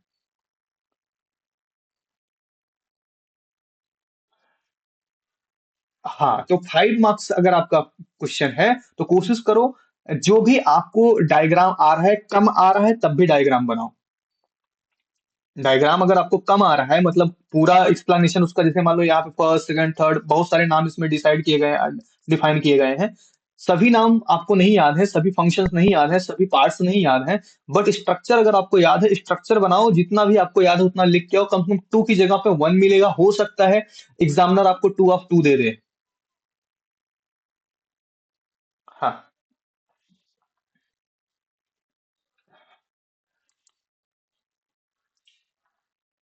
हाँ, हाँ, चांसेस होते हैं कि आपको 2 ऑफ 2 वहां से मिल सकते हैं। तो इस वजह से आपको डायग्राम वहां पे ड्रॉ करके आना है। ठीक है, कोशिश करना कि आपके डायग्राम साफ सुथरे हों, बहुत ज्यादा अगली ना दिख रहे हो, गंदे ना दिख रहे हो। ठीक है, डायग्राम आपके अच्छे हों, दिख रहे हो। तो उसमें अगर आप कम भी लिखे रहे हो, तो आपके चांसेस, मैक्सिमम चांसेस होते हैं कि आपके फिगर के 2 नंबर आपको मिल जाने हैं।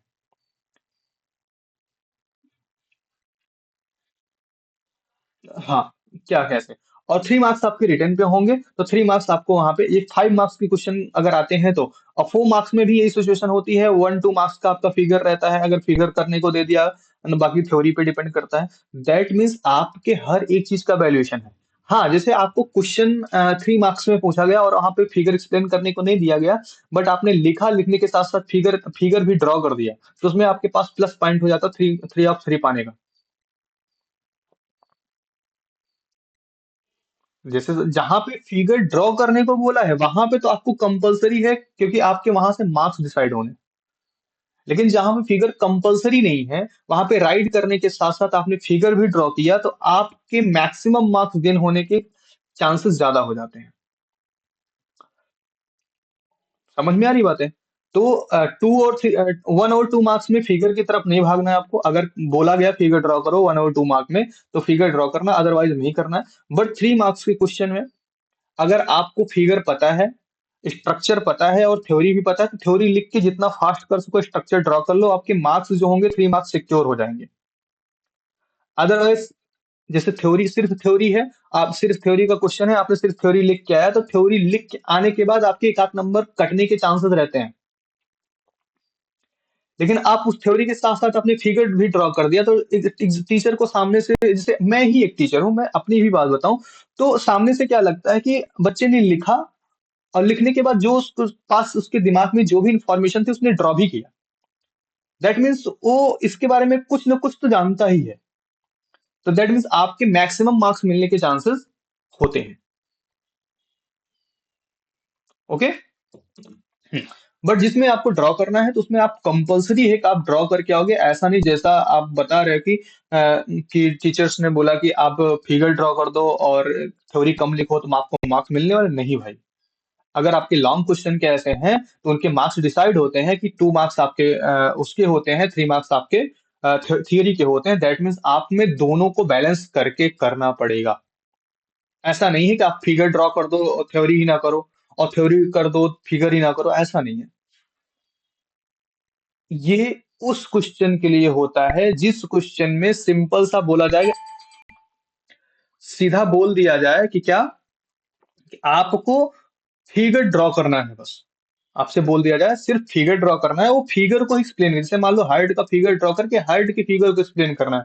अब यहाँ पे अगर आपको 3 मार्क्स, 4 मार्क्स, 5 मार्क्स का क्वेश्चन है, अब इसमें इसमें ये भी इंपॉर्टेंट है, अब हार्ट के किसी भी पार्ट को आप लीव नहीं करोगे, सबको अंडरलाइन कर करके आपको इंडिकेट करना पड़ेगा, तब आपके 4 या 5 मार्क्स मिलेंगे।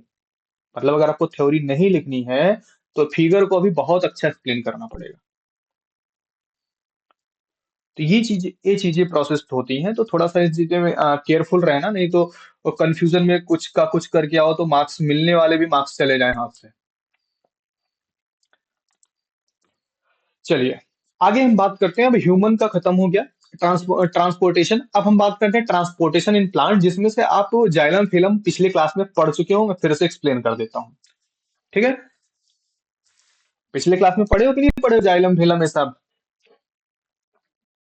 पढ़े थे वहां पे, क्या बोलते हैं, टिश्यूज के बारे में आप लोगों ने पढ़ा होगा, और क्या बोलते हैं, प्लांट सेल के बारे में पढ़ा होगा, है कि नहीं, हुक के बारे में पढ़ा होगा। उन्होंने अपने माइक्रोस्कोप से डेड सेल को ऑब्जर्व किया था, लकड़ी के उड़ के।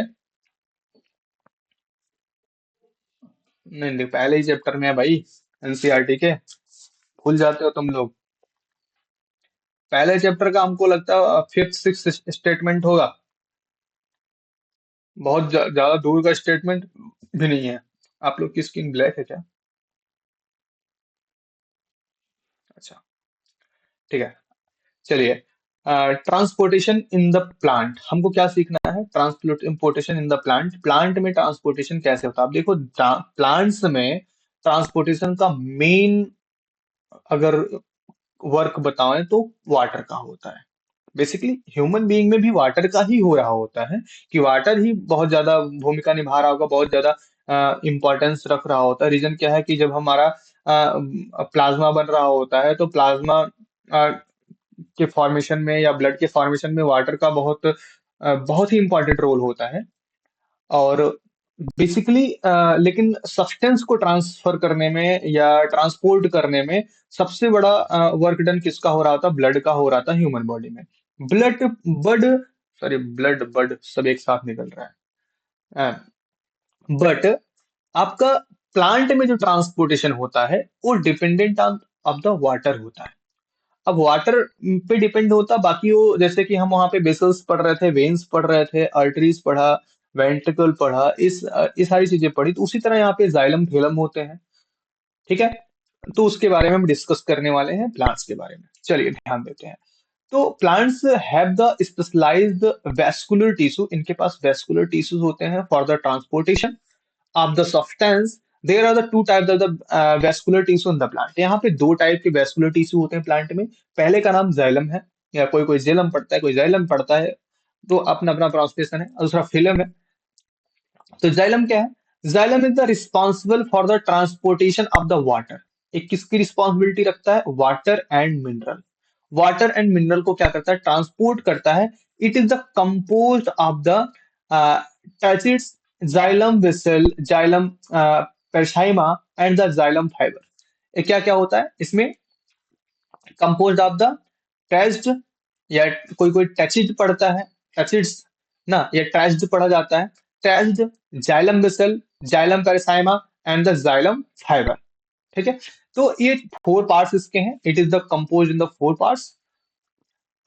टिचिट्स and the xylem vessels are the conducting element. ये दोनों क्या होते हैं, कंडक्टिंग एलिमेंट होते हैं। ठीक है, the xylem make the continuous tube in the plant. Xylem क्या करता है, कंटिन्यूअस ट्यूब फॉर्म करता है प्लांट्स में। जैसे हमारी बॉडी में वेसल्स और वेन्स होती है, एक पूरा का पूरा जाल जैसा बना है, तो ऐसे ही क्या होता है, जाइलम मेक करता है continuous tube in the plant which runs from roots to stem and right up to the veins of leaf. और क्या होता है, ये रूट से स्टार्ट होके यहाँ तक की पत्तियों तक, मतलब जो हमारे पास प्लांट्स में लीव्स होती हैं वहां तक ये पूरा का पूरा एक क्या बना रहा होता है, ट्यूब स्ट्रक्चर बना रहा होता है, continuous tube in a plant which runs from the roots to the stem and the right up to veins of the leaves ना। तो वेन्स ऑफ लीफ मतलब लीव्स तक सब कुछ क्या कर रहा था, एक पाइप नुमा स्ट्रक्चर क्रिएट कर रहा होता है। सेकेंड पॉइंट है carry water and the minerals from the leaf to the other part of the plant. ठीक है, ये क्या करता है, वाटर को कैरी करता है बेसिकली। Clear now. फिल्म क्या है, phloem is the responsible for the transportation of the food. Film का मेन रिस्पॉन्सिबिलिटी क्या होती है, फूड का ट्रांसपोर्टेशन करना। जाइलम का मेन वर्क क्या होता है, वाटर का ट्रांसपोर्टेशन करना। फिल्म का मेन वर्क क्या होता है, फूड का ट्रांसपोर्टेशन करना। जो हमारा जाइलम होता है उसमें फोर पार्ट से कंपोज हो रहा है, आपका text, xylem vessel, xylem parenchyma and the xylem fibre. देखो ये 1 मार्क्स के क्वेश्चन है, जो वन चारों पार्ट्स आपके लिए 1 मार्क्स के क्वेश्चन में पूछे जा सकते हैं। और दूसरा आपसे ये भी पूछा जा सकता है ये क्या कंटेन करता है या किसको ट्रांसपोर्ट करने का काम करता है जाइलम, तो वाटर एंड मिनरल्स को ट्रांसपोर्ट करने का काम करता है। फिल्म हमेशा क्या करता है, फूड को ट्रांसपोर्ट करने का काम करता है। Phloem is the compose of the sieve tube, companion cell, phloem parenchyma and the bast fibre. Phloem क्या क्या कंपोज करता है, sieve tubes, companion cell, phylum parenchyma, and the waste fiber. Sieves tubes are the conducting element of the phylum. ये क्या होता है, एक conducting element होता है फिल्म का, जो आपका सिफ्ट ट्यूब है। तो जैसे यहाँ पे एक ट्यूब, जाइलम क्या कर रहा था, ट्यूब बना रहा था, ये भी अपना कोई ना कोई ट्यूब बनाएगा जिसके थ्रू क्या कर रहा है, फूड को ट्रांसफर करेगा। Carries product of the photosynthesis from the root to the other part of the plant. और फिल्म का काम क्या होता है कि photosynthesis, carries product of photosynthesis, photosynthesis का जो भी प्रोडक्ट होता है from the root to the other part of the plant, ये क्या करता है, प्लांट के अदर पार्ट तक क्या कर रहा होता है, पहुंचा रहा होता है। जाइलम फिल्म समझ में आया, कोई दिक्कत, बोरिंग तो नहीं हो रहा है। हाँ, नहीं तो पता लगा कि अ, लगातार कंटिन्यू 1 घंटे से मैं बोले जा रहा हूँ, बोर हो रहा हूँ, समझ नहीं आ रहा है। कोई दिक्कत नहीं है ना, एकदम कंफर्ट जोन में देखो होके पढ़ाई करिएगा। रीजन क्या है कि हमारे पास टाइम कम है, हमारे पास क्या, आपके पास टाइम क्या, हमारे पास बहुत टाइम है ना। तो टाइम कम है, तो कोशिश करना है कि हमको यहीं से सीख के जाना है। चलिए, तो ये समझ में आ गया आपका जाइलम क्या होता है, फिल्म क्या होता है। जाइलम का मेन मेन वर्क हमारा क्या था, वाटर और मिनरल को ट्रांसपोज करना। फिल्म का मेन वर्क होता है फूड फूड को ट्रांसपोज करना। जाइलम हमारे क्या फोर पार्ट कंपोज करता है, टेसिस, xylem vessels and xylem parenchyma and the xylem fibre. Phloem क्या करता है, सिस ट्यूब बनता है, कैम्पेनियन सेल्स बनाता है, फिल्म पेरेन्काइमा बनाता है और द फाइबर्स। और फिल्म का मेन काम क्या होता है, रूट से उन सभी ग्रेडियंट को उठा के लेके आना जो हमारे फोटोसिंथेसिस में यूज होते हैं। ये हमारा क्या होता है, basic transportation in the plant होता है, और आगे इसके बारे में हम डिस्कस करते हैं। ओके, अब देखो, accent of SAP. Accent of SAP क्या होता है, the upward movement of the water and mineral from the root to the different plant part is called the ascent of sap। Ascent of sap किसको बोलते हैं, upward movement of the water, मतलब water जो root से ऊपर की तरफ आता है, and mineral, water and mineral एक साथ आता है ना, from the root to the different plant part, मतलब प्लांट के different different part is called the ascent of sap।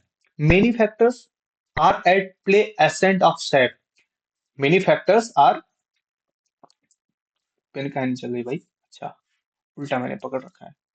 ascent of sap and it take place in many steps। ये multiple step में काम करता है। They are the explain the follows, जिसको हमने नीचे क्या एक्सप्लेन कर रखा है। तो बेसिकली एसेंट ऑफ सैप का मीनिंग क्या होता है, upward movement of the water and mineral ना, रूट से जो upward water and mineral mineral का ट्रांसपोज हो रहा होता है, या जो भी ट्रांसफर हो रहा होता है, उसी को हम क्या बोलते हैं, एसेंस ऑफ द सैप होता है। ये अलग अलग स्टेप में अलग अलग बिहेवियर के साथ वर्क करता है। पहला क्या है, रूट प्रेशर। रूट प्रेशर क्या होता है, the wall of the cell. Root pressure क्या है, the wall of the cell of root hairs are very thin. क्या बोला गया, root pressure, the wall of cell of root hair are very thin. जो root hair, root hair जानते हो कि नहीं जानते हो, हाँ, रूट्स के जो हेयर होते हैं उनको हम रूट हेयर बोलते हैं। जैसे कुछ ऐसा स्ट्रक्चर, जैसे मान लो हमारा ऐसा रूट बना हुआ है, ये मान लो हमारा रूट है, तो इसमें बहुत छोटे छोटे छोटे छोटे ऐसे स्ट्रक्चर से आप लोग उसको देखे होंगे, मूली। आप मार्केट से आते हो तो उसमें बहुत छोटे छोटे स्ट्रक्चर्स बने होते हैं, हेयर स्ट्रक्चर्स।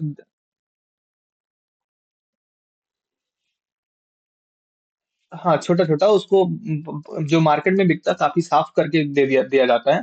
बाकी जब क्या करते हैं, फील्ड से निकालते हैं डायरेक्ट ना, खेत से निकालते हैं, तो वहां पे क्या होता है, उसमें बहुत सारे हेयर्स उसमें बने होते हैं। ठीक है।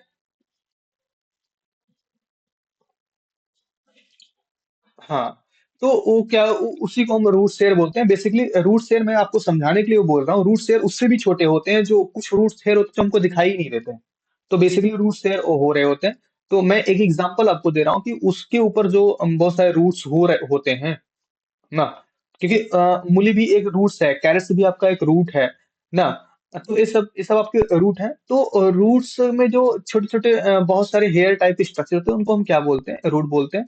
Hair are very thin, water from the soil enter the root here because of osmosis। क्या बोला गया, वाटर फ्रॉम सॉइल, सॉइल से वाटर जो होता है एंटर होता है किसमें, root hair, because of the osmosis. Osmosis के प्रोसेस में root pressure is responsible of the movement of the water up to the base of the stem. तो रूट जो होता है, रूट प्रेशर जो होता है, यही मेन रिस्पॉन्सिबिलिटी रखता है, या यही रिस्पॉन्सिबल होता है वाटर के अपवर्ड मोमेंटम में। जो मूवमेंट होता है, movement of water up to the base of the stem, base से लेके स्टेम तक का जो मूव होता है, उसके टोटल रिस्पॉन्सिबल कौन होता है, रूट प्रेशर होता है। ठीक है। सेकेंड पॉइंट हमारा क्या है, कैपिलरी एक्शन। कैपिलरी एक्शन क्या है, a very fine tube is called the capillary. A very fine tube is called capillary. Water or any liquid rise in the capillaries because of physical force and the phenomenon is called the capillary action। क्या बोला गया, a very fine tube called capillary, एक fine tube होती है उसको हम capillary बोलते हैं।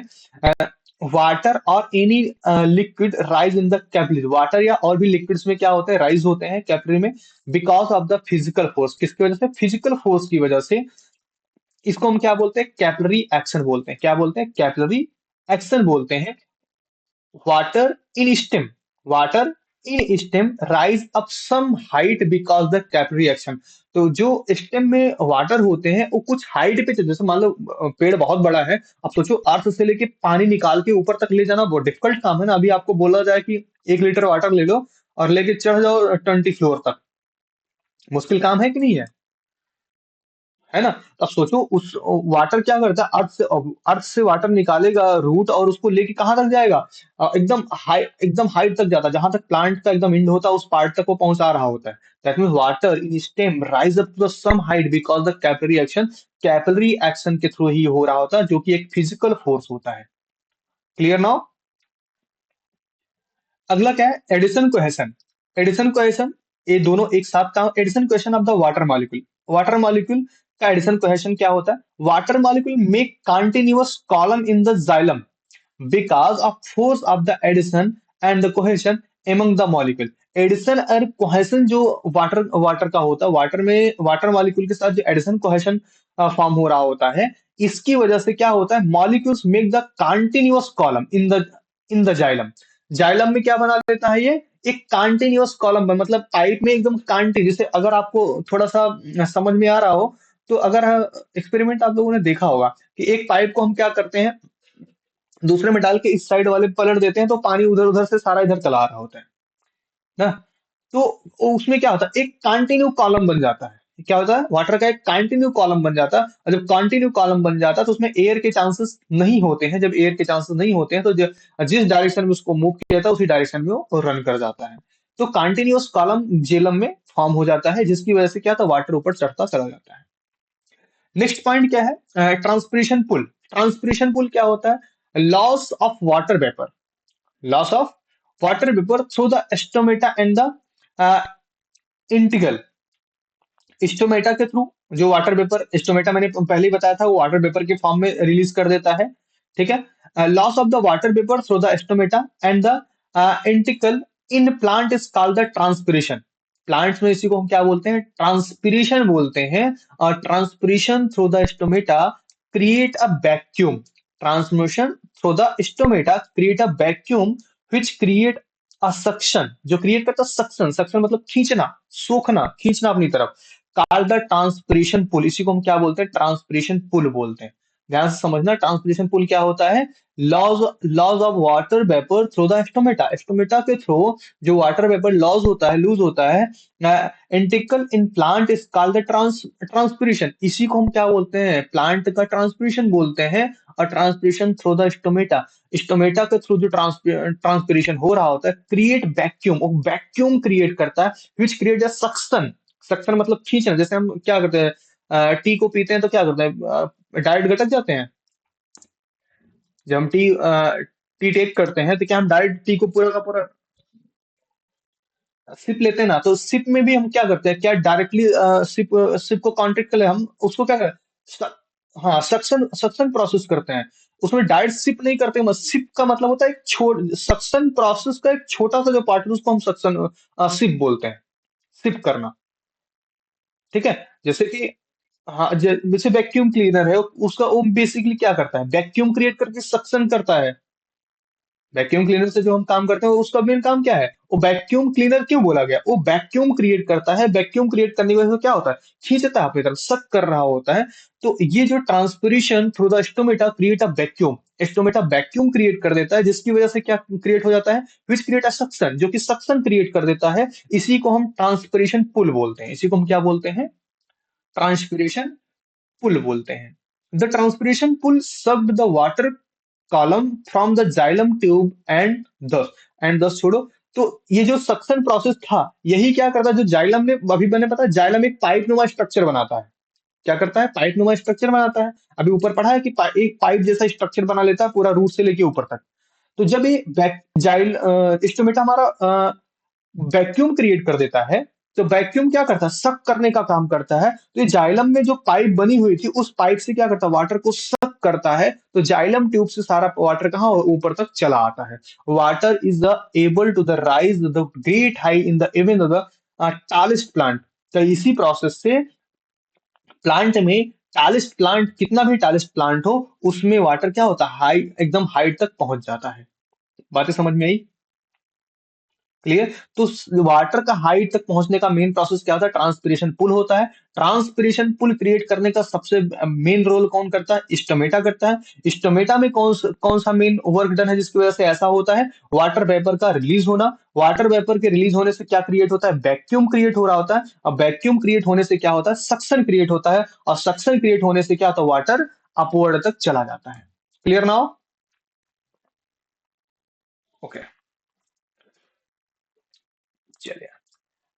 Transport of the food, water तो ट्रांसपोर्ट हो गया, वाटर समझ में आ गया कैसे कैसे ट्रांसपोर्ट हुआ। प्लांट में वाटर का जो ट्रांसपोर्टेशन है, वो जैसे जैसे हुआ वो समझ में आ गया। ये पूरा प्रोसेस किसके ऊपर डिपेंड करता है, जाइलम पे। अभी मैंने बताया था xylem water water and mineral transpose करता है, और फिलम क्या करता है, फूड को ट्रांसपोज करता है ना। फूड को कौन ट्रांसपोर्ट करता है, फिल्म ट्रांसपोर्ट करता है। जाइलम क्या करता है, वाटर एंड मिनरल को ट्रांसपोर्ट करता है। तो मैंने वाटर एंड मिनरल को ट्रांसपोर्ट कर लिया अपवर्ड तक, दैट मीन हमने जाइलम के सारे वर्डन को कंप्लीट कर लिया। अब बात करते हैं फिल्म का। फिल्म किसको ट्रांसपोर्ट करता है, फूड को ट्रांसपोर्ट करता है। तो transport of the food in the plant happen because the utilization of energy. जब हमको एनर्जी की रिक्वायरमेंट होती है, यूजेज होती है, तभी हमको फूड की जरूरत होती है। Thus unlike the transport through the xylem, जो जाइलम के थ्रू ट्रांसपोर्ट हुआ था, it is the form of the active transport. ये क्या होता है, एक एक्टिव ट्रांसपोर्ट होता है। Moreover the flow of the substance through the phloem take place in both direction. तो moreover the flow of the substance, substance का जो फ्लो होता है थ्रू फिल्म, फिल्म के through take place in the both direction, that is it is a to way traffic in film. ये क्या था, दोनों डायरेक्शन में होता है। इसको हम क्या बोलते हैं, two way traffic in phloem बोलते हैं।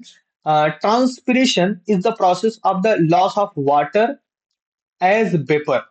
ये क्या, ट्रांसपिरेशन, ट्रांसपिरेशन क्या होता है, लॉस ऑफ वाटर होता है, किसके फॉर्म में, वेपर के फॉर्म में, from the aerial part of the plant. Plant के एरियल पार्ट से क्या होता है, वो वेपर रिलीज करता है। स्टोमेटा में मैंने बताया था कि वहां पे कहाँ से वेपर रिलीज हो रहा होता है। तो फंक्शन क्या है, absorption of the upward movement of the water, absorption and upward movement of the water and minerals by the creating pool. Function, पहला फंक्शन क्या होता है? एब्जॉर्प्शन एंड अपवर्ड मूवमेंट, मतलब एब्जॉर्ब करना और अपवर्ड मूवमेंट करना of the water and mineral का, उसको हम क्या बोलते हैं? क्रिएटिंग पूल बोलते हैं। Help in the temperature regulation in the plant, ये क्या करता है? हेल्प करता है टेम्परेचर को रेगुलेट करने में प्लांट में। Transport of the food from leave to different part of the plant is called the translocation. Transport of fluid, transport of food from leaf ना, फूड फैक्टर जिसको बोलते हैं leave, to different part of the plant. तो leave से, leave में ही क्या होता है? फूड क्रिएट हो रहा होता है फोटोसिंथेसिस के थ्रू। तो फोटोसिंथेसिस के थ्रू जो फूड क्रिएट होता है, उस क्रिएट को प्लांट्स के हर पार्ट तक पहुंचाने की जिस जो प्रोसेस होता है, उस प्रोसेस को हम क्या बोलते हैं? ट्रांसलोकेशन बोलते हैं। क्या बोलते हैं? ट्रांसलो हाँ, the transport of the food from the leave, leave से फूड का जो ट्रांसपोर्टेशन होता है to different part of the plant body, plant के डिफरेंट डिफरेंट बॉडी के पास, तो उसको हम बोलते हैं ट्रांसलोकेशन। उसको क्या बोलते हैं? ट्रांसलोकेशन। 1 मार्क्स का क्वेश्चन कई बार पूछा गया है। ओके ओके, चलिए अगला हमारा क्या है? एक्सप्रेशन। एक्सप्रेशन क्या होता है? ये ह्यूमन बीइंग का इन्वॉल्व है क्या एक्सप्रेशन? अच्छा, सॉरी सॉरी, समझ गया। ये बीच में टॉपिक इसको इसलिए इन्वॉल्व किया गया क्योंकि शायद यहाँ पे हेडिंग बनाया था मैंने, respiration in human and animal, I think, जहां तक हमको याद है।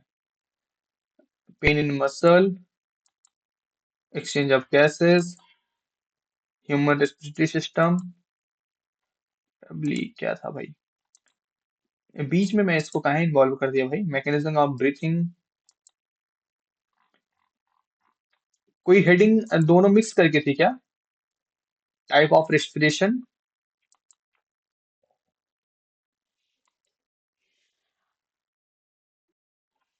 हाँ ऐसा रहा होगा, तभी मैंने बीच में इसको इन्वॉल्व किया है, जहां तक हमारा आइडिया है। स्टमक की सब, चलो ठीक है, जो भी रहा होगा, बट हमको जो समझना था हम लोगों ने सीख लिया। Respiration in the involve,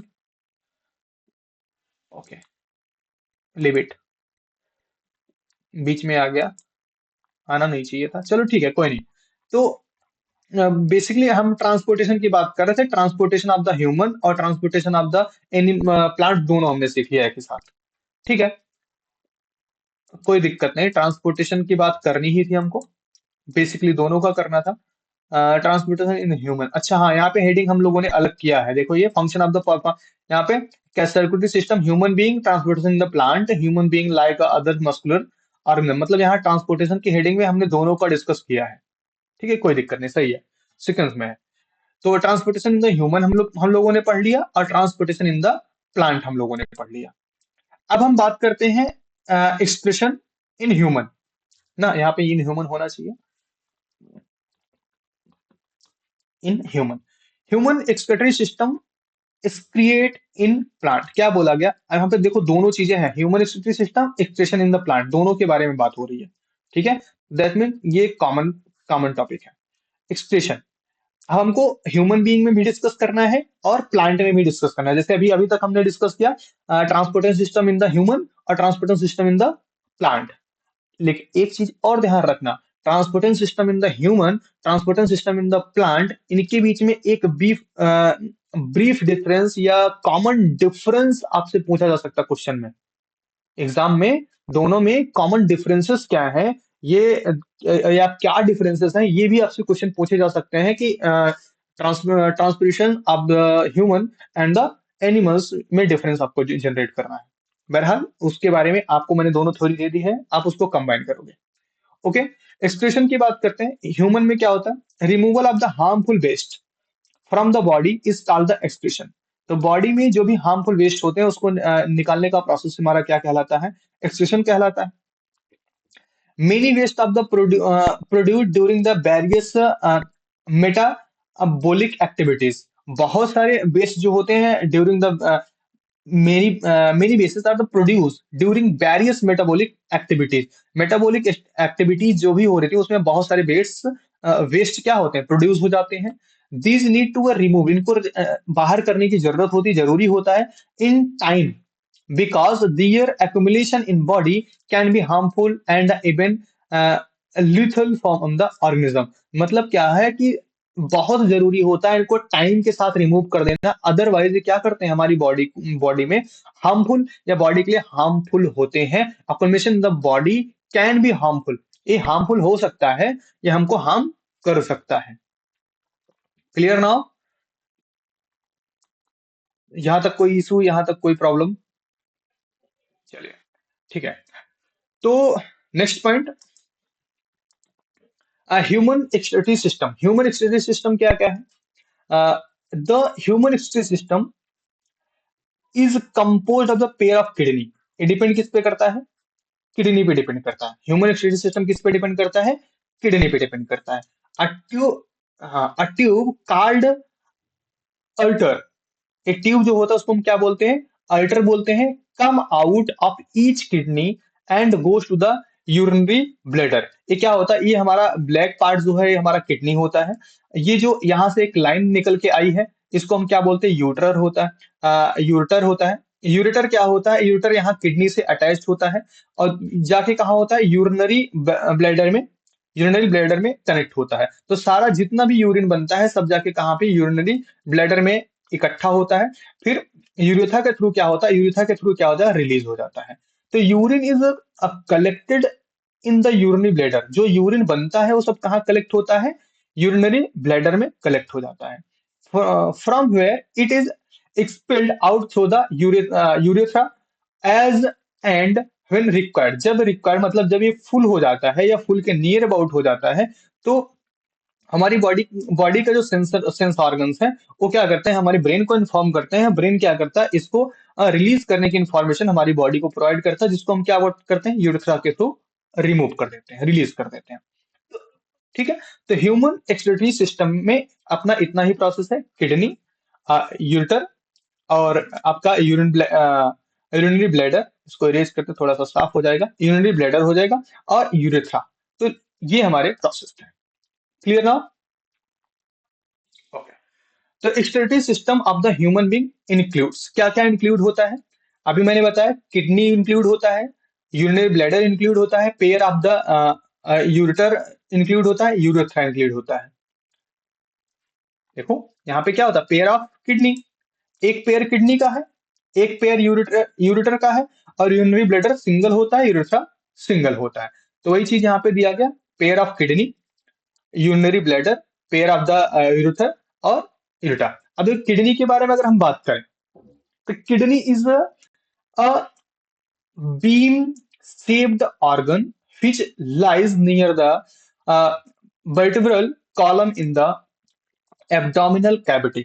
body का जो एब्डोमिनल कैविटी होता है, एब्डोमिनल कैविटी का सेंस बॉडी का शेप कुछ ऐसा होता है।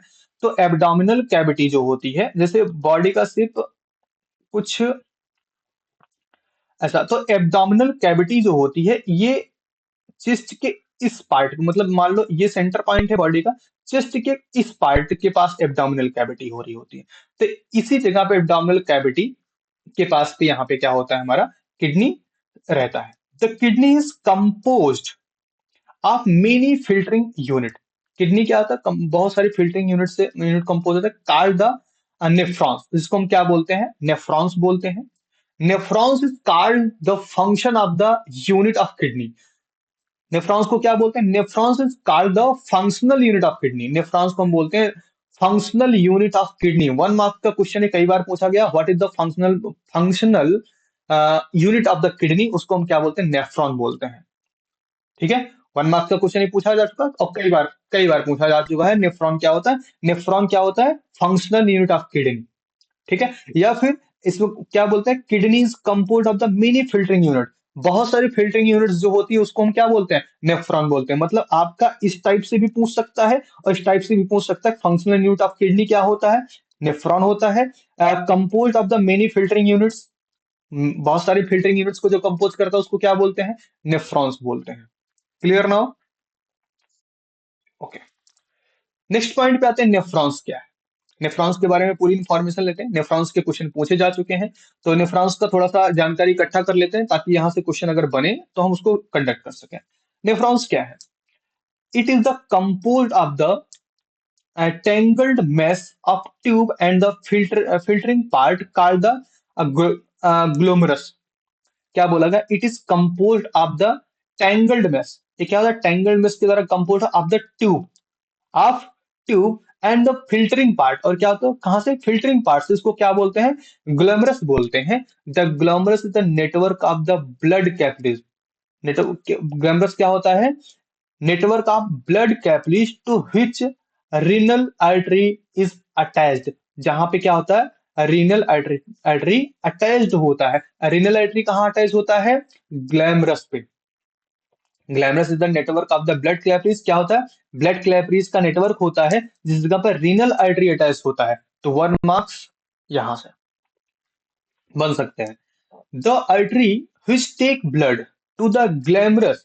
क्या बोला गया? The artery, artery which take blood to the glamorous.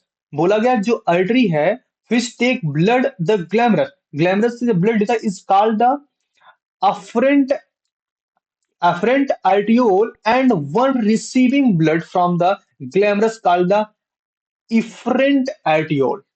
इसको क्या बोलते हैं? इफरेंट, इफरेंट आर्टियोल बोला जाता है.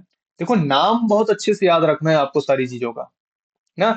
किसको ग्लैमरस, किसको हम ग्लोमेरस बोल रहे हैं, किसको अर्टरी बोल रहे हैं, किसको रीनल अर्टरी कब बोला, किसको बोलेंगे. तो रीनल अर्टरी क्या होता है? जो उससे ग्लोमेरस के नेटवर्क ब्लड कैपिलरीज के साथ जुड़ा होता है. और अर्टरी कौन सी? जो ग्लैमरस से क्या होती है? ग्लैमरस से हमारा क्या लेती है? ब्लड ले रही होती है. उसको हम क्या बोलते हैं? आर्टियोल्स बोलते हैं.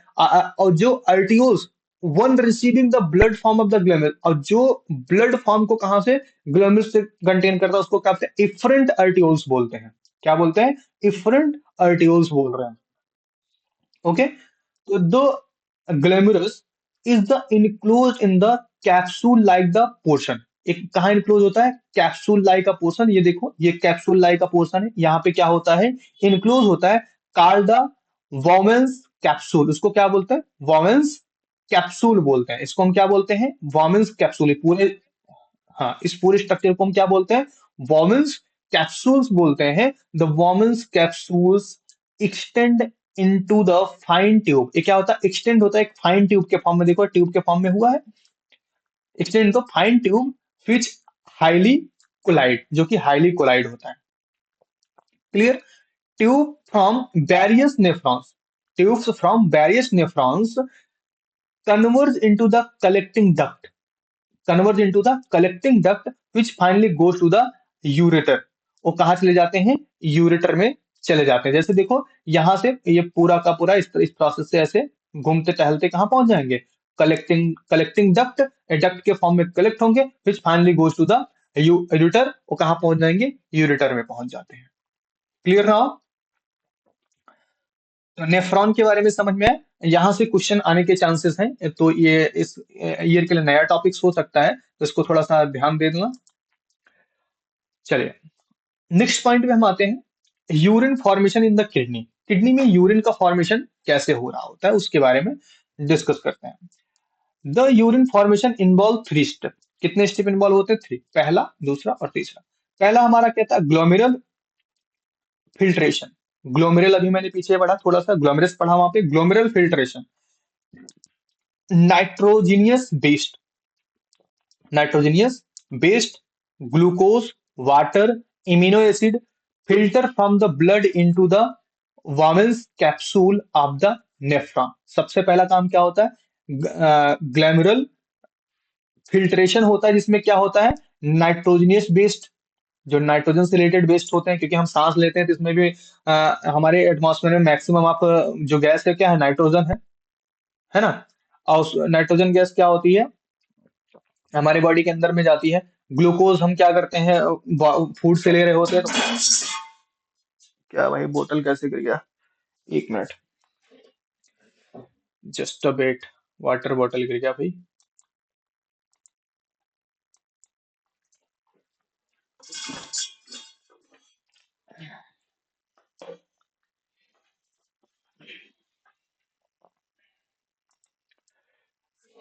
हाँ. तो ग्लैमरस फिल्ट्रेशन जो होता है हमारा क्या है? नाइट्रोजनियस वेस्ट, जो हम नाइट्रोजन हमारी बॉडी में जाता है, जो हम फूड यूज करते हैं, ग्लूकोज, वाटर, एमिनो एसिड, हमारी बॉडी में कई एसिड रिलीज होते हैं, जैसे मैंने अभी कल लैक्टिक एसिड की भी बात किया था, तो इस तरह से कई एसिड रिलीज, सबको filtered from the blood, blood से सबके फिल्टर करने के बाद into the Bowman's capsule, Bowman's capsule में नेफ्रॉन के द्वारा सबके फिल्टर होने का जो प्रोसेस होता है उसको क्या बोलते हैं, ग्लैमरल फिल्ट्रेशन बोलते हैं।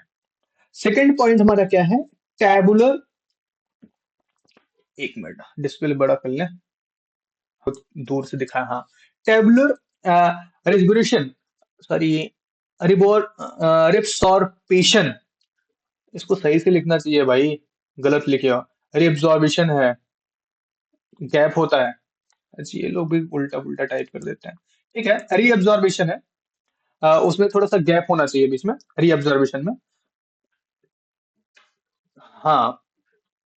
अब जैसे कुछ वर्ड्स क्या होता है ना, जैसे जो हमारे टाइप मास्टर है, तो क्या करते हैं, विदाउट ग्रामेटिकल लिख देते हैं, अब उसमें हमको पढ़ने में दिक्कत होती है कि समझ में नहीं आता कि नया वर्ड क्या आ गया,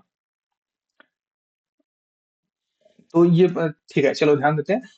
उसमें री के बाद थोड़ा सा डैश है, उसके बाद एब्जॉर्बेशन लिखा जाता है, टेबुलर रीअब्जॉर्बेशन, टेबुलर रीअब्जॉर्बेशन क्या होता है, now useful substance from the filtrate are the reabsorbed reabsorbed back by the capillaries surrounding the nephrons, क्या बोला गया, नाउ यूजफुल सब्सटेंस, जो टेबुलर रीअब्जॉर्बेशन होता है, रीअब्जॉर्बेशन का मतलब क्या होता है, एक बार तो एब्जॉर्ब हो चुका है, उसके बाद भी फिर से एब्जॉर्ब किया जाए, वहां से एब्जॉर्ब करने का मतलब वहां से रिसीव करना, अपनी तरफ लेना, हमको जो जरूरत है उसको हम एब्जॉर्ब कर लें, तो टैबुलर रीअब्जॉर्बेशन का सेंस होता है कि हम एब्जॉर्ब हुई चीज से फिर से कुछ चीज सेक्रेट कर लें, कुछ एब्जॉर्ब कर लें, तो now useful substance from the filtrate, जो हमारे पास फिल्ट्रेट हुआ है, useful substance are the reabsorbed back by capillaries, इसको हम क्या करते हैं, कैपिलरीज के थ्रू फिर से अब्सॉर्ब कर लेते हैं, सराउंडिंग द नेफ्रॉन, नेफ्रॉन के चारों तरफ जो भी चीजें हो रही होती हैं, उसमें हमारा कैपिलरीज क्या करता है,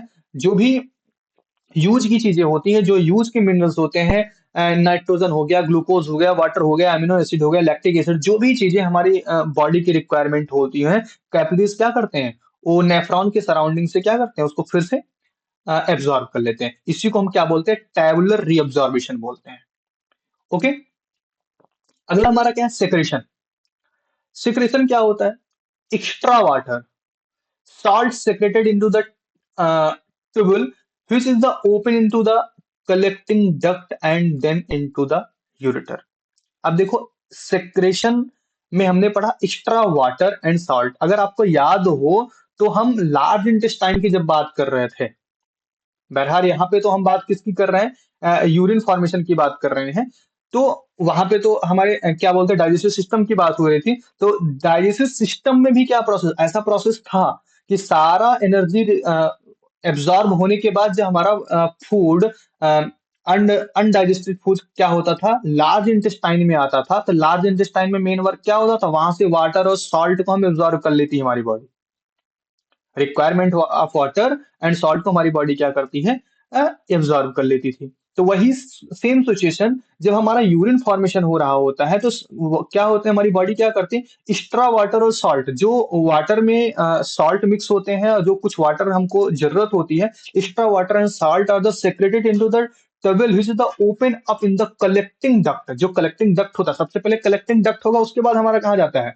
यूरेटर में जाता है, डक्ट हमारा क्या होता है, कलेक्ट होता है, उसके बाद यूरेटर में जाता है, तो जब डक्ट हमारा कलेक्ट हो रहा होता है, मतलब जो वो सेक्रेट होके सारे वाटर एक जगह आके इकट्ठा हो रहे होते हैं, हर जगह से वाटर सेक्रेट हो होके आके इकट्ठा हो जाएगा, अभी वो यूरेटर में नहीं जाता, यूरेटर में जाने से पहले उसमें से सेक्रेशन होता है, अब उस सेक्रेशन, उस वाटर में से हमारी बॉडी क्या करती है, एक्स्ट्रा वाटर और साल्ट को सेक्रेट कर लेती है, जो हमारी बॉडी को रिक्वायरमेंट होता है, अब इसके बाद वो यूरेटर में जाता है, इसके बाद वो कहाँ से पहुंच जाता है, यूरेटर में, तो लास्ट हमारा प्रोसेस क्या है, urine produced in the kidney, क्या बोला गया, तीनों पार्ट आपके होंगे, थ्री पार्ट्स में होता है, पहला हमारा क्या, ग्लैमरस फिल्ट्रेशन, और उसके बाद टेबुलर रीअब्जॉर्बेशन और सेक्रेशन, तो सेक्रेशन के बाद ही ये कहाँ पहुंच जाता है, यूरेटर में पहुंच जाता है, तो यूरेटर में पहुंचने के बाद ही हमारा क्या होता है, लास्ट प्रोसेस होता है यूरेथ्रा के थ्रू यूरेटर, यूरेटर से हमारा कहाँ होता है, यूरिनरी ब्लैडर में पहुंच जाता है। और जब, सिंपल सी बात है, जब यूरेटर में आएगा तो यूरेटर में एक पाइप स्ट्रक्चर खाली होता है, क्या होता है, एक पाइप स्ट्रक्चर होता है। तो इसमें रुकेगा नहीं, सीधा कहाँ आएगा, यूरिनरी ब्लैडर में आएगा। उसका यूरेथ्रा के थ्रू हम क्या करेंगे, उसको रिलीज कर देते हैं। ठीक है। अगला, आगे पॉइंट लिखा गया, urine produce in the kidney passes through the ureter into the urinary bladder। Simple सी बात है, यही चीज अभी मैं पीछे बता के आ रहा हूँ कि यूरेटर से कहाँ जाता है, यूरिनरी ब्लैडर में जाएगा। वेयर इज द स्टोर, जहां पे क्या होता है, स्टोर होता है।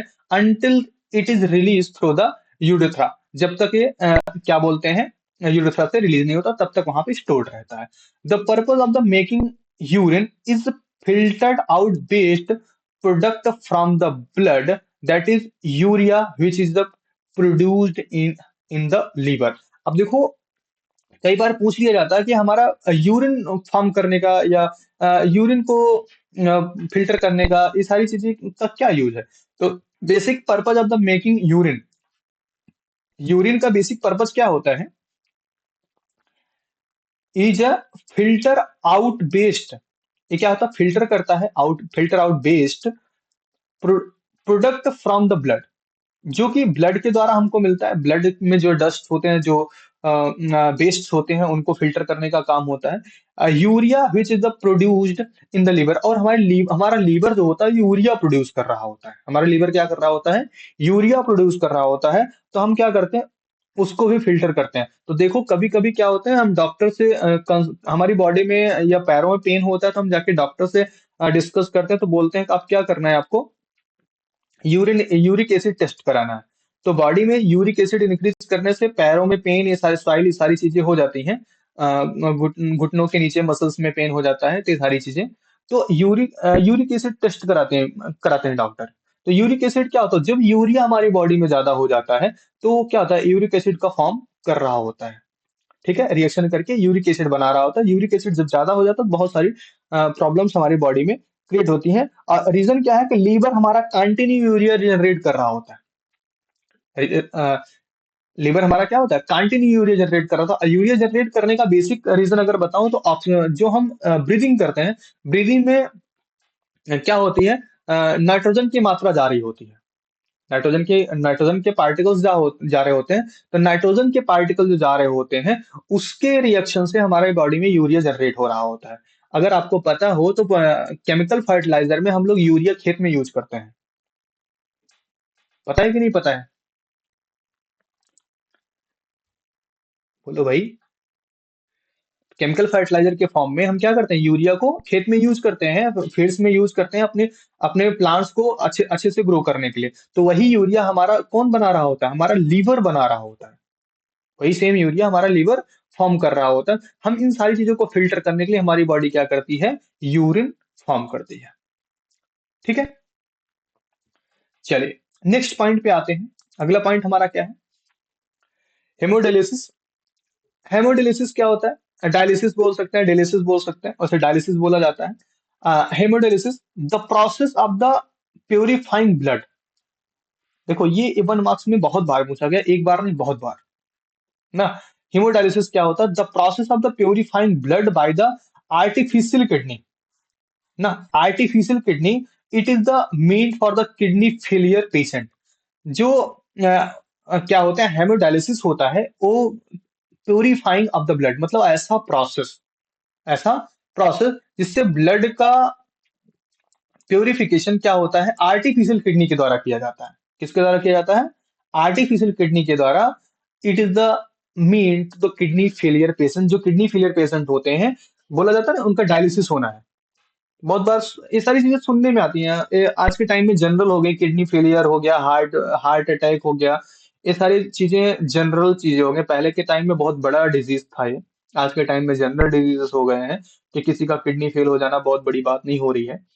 तो हम अक्सर सुनते रहते हैं कि भाई ये उनका डायलिसिस कराना है। पूरा नहीं बोला जाता कि हेमियोडायलिसिस कराना है, वो बोलते हैं डायलिसिस कराना है। क्या हो रहा है भाई, डायलिसिस हो रहा है। तो डायलिसिस का सेंस क्या हुआ यहाँ पे, अगर किडनी फेलियर है तो डायलिसिस में, हाँ तो, लेकिन हर चीज का अलग अलग डायलिसिस होता है। मस्ट नहीं है कि डायलिसिस का मतलब कि आपका किडनी ही फेल हो। तो अलग अलग चीज का अलग अलग डायलिसिस है, जैसे कि जैसे हेमियोडायलिसिस है, इसमें हमारा किडनी फेलियर का हेमियोडायलिसिस होता है। तो हम बेसिकली क्या करते हैं, इस उसी डायलिसिस वर्ड का यूज करते हैं सर। क्या कर रहे थे, डायलिसिस वर्ड का ही यूज कर रहे होते हैं। तो ये डायलिसिस हमारा बेसिकली क्या होता है, blood by purifying blood by the artificial kidney. It means for the kidney failure patient, किसके साथ, किडनी फेलियर पेशेंट के साथ ऐसा हो रहा होता है।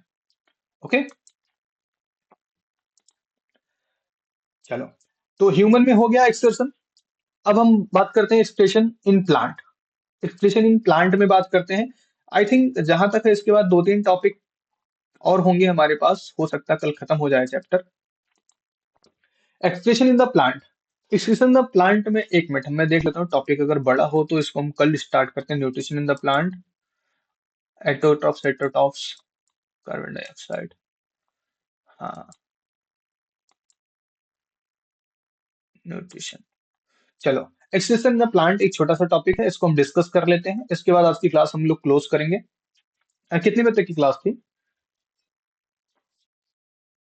6:10 तक का था। चलो ठीक है, 6:10 तक चलेगा फिर। इसलिए पूछ रहा हूँ क्योंकि मेरे को सिर्फ स्टार्टिंग टाइम मालूम था, एंडिंग टाइम हमको नहीं इन्फॉर्म किया गया था। आई थिंक देख लेते हैं अगली क्लास कब शेड्यूल है किसकी।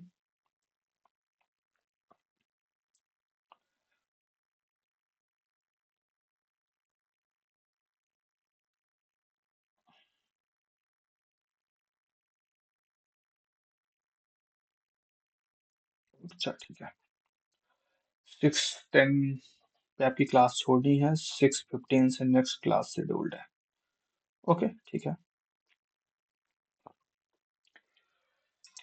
ठीक, चलिए, एक्सक्रीशन इन द प्लांट हम डिस्कस करते हैं। अभी excretion in the human being हम लोगों ने डिस्कस कर लिया, ठीक है। अब एक्सक्रीशन इन द प्लांट में क्या एक्सक्रीशन होगा भाई, प्लांट में क्या ऐसा एक्सप्रेस करने का, ह्यूमन बीइंग में तो मान लो बहुत सारी चीजें होती हैं, जैसे कि अगर हम बात करें डाइजेस्टिव सिस्टम में, तो वहां पे अनडाइजेस्टेड फूड होते हैं जो हम क्या बोलते हैं रिलीज कर रहे होते हैं। और एक्सक्रीशन में अगर हम बात करें तो यूरिन रिलीज करते हैं। अब प्लांट्स में ऐसा क्या है कि जो रिलीज कर रहे होते हैं, तो प्लांट्स में भी बेस्ड होते हैं। रीजन क्या है कि जब वाटर वाटर क्या होता है, नीचे से उठा रहा होता है, अर्थ से ही तो water water and mineral receive करेगा। किसकी वजह से, फिजिकल फोर्स की वजह से, फिजिकल पुल की वजह से, ठीक है, फिजिकल फोर्स की वजह से, मैंने अभी पीछे पढ़ा है। तो उसकी वजह से जो भी हमारा क्या बोलते हैं वैक्यूम क्रिएट होगा, वैक्यूम की वजह से वाटर ऊपर जा रहा है, मिनरल्स ऊपर जा रहे हैं, तो वहां पे भी तो कुछ ना कुछ बेस्ट ऐसे होंगे कि जहां पे ये चीजें, या फिर फोटोसिंथेसिस जब हो रहा होगा, फोटोसिंथेसिस में कुछ ऐसे बेस्ट बन रहे होंगे। रीजन क्या है कि जब हमारा अ, कोई रिएक्शन हो रहा होता है तो वहां पे कुछ ना कुछ बेस्ट बन रहा होता है, तो वहां पर भी बेस्ट बनने के चांसेस। इस तरह से मल्टीपल टाइप ऑफ बेस्ट जो होते हैं जिनको हमको रिलीज करना होता है, वो प्लांट्स में भी होते हैं, मस्ट नहीं है कि ह्यूमन में भी हो। अगर आप थोड़ा सा आगे जब पढ़ोगे, तो जब डिजीज ऑफ द प्लांट्स पढ़, जैसे अभी हम लोग डिजीज ऑफ द ह्यूमंस के बारे में ज्यादा जानते हैं, मैक्सिमम चीजें हम क्या करते हैं डिजीज ऑफ ह्यूमन के बारे में डिस्कस करते हैं। बट जब आप आगे बढ़ोगे तो डिजीज ऑफ द प्लांट्स के बारे में भी डिस्कस किया जाएगा। तो प्लांट्स में भी बहुत सारे डिजीजेस होते हैं, ऐसा नहीं जो हम सब्जी खा रहे होते हैं उसमें डिजीज नहीं है, ये भी खतरा है। समझ में आ रही बात है कि नहीं? हाँ, तो ये भी बहुत बड़ी बात है कि हम उस चीज को ऑब्जर्व नहीं कर रहे होते हैं, हम उसको थोड़ा सा इग्नोर कर रहे होते हैं। बट उस वहां प्लांट्स के पास भी डिजीज है, प्लांट्स में भी डिजीज होते हैं, प्लांट्स के अपने खुद के डिजीज होते हैं। अगर वो डिजीजेस प्लांट का हम यूज कर रहे हैं, जैसे हम सब्जी यूज करते हैं, वेजिटेबल्स यूज करते हैं, बहुत सारी वेजिटेबल्स, तो अगर उसमें अपना खुद का कोई डिजीज है तो हमारी बॉडी को हार्म कर सकता है। अगर क्या करते हैं कि हम किसी अनदर चीज का जो भी हम मील्स में यूज कर रहे हैं, उसमें अगर डिजीजेस थे या लिविंग ऑर्गेनिज्म था उसमें डिजीज थे, तो हमारी बॉडी को हार्म कर सकते हैं। हम मैक्सिमम आप ऑब्जर्वेशन किस पे रखते हैं, ह्यूमन डिजीज पे ज्यादा ऑब्जर्वेशन रखते हैं। ह्यूमन डिजीज पे ज्यादा अभी बहुत सारे मीट खाने वाले लोग हैं, मीट खाने वाले लोग जिसका यूज करते हैं, बीफ मीट जो भी ईटीसी वगैरह है, तो खाने वाले लोग क्या करते हैं, उन्होंने वहां से मीट लिया, बीफ लिया, जो भी लेना है, क्या उनको पता है कि उस एनिमल्स में डिजीज थे कि नहीं थे? कोई आइडिया नहीं है। हो सकता है उसमें बहुत सारे डिजीज रहे हो, क्योंकि भाई वो भी तो लिविंग ऑर्गेनिज्म है, लिविंग ऑर्गन्स हैं। क्या हुआ भाई? क्या डिस्कशन चल रहा है?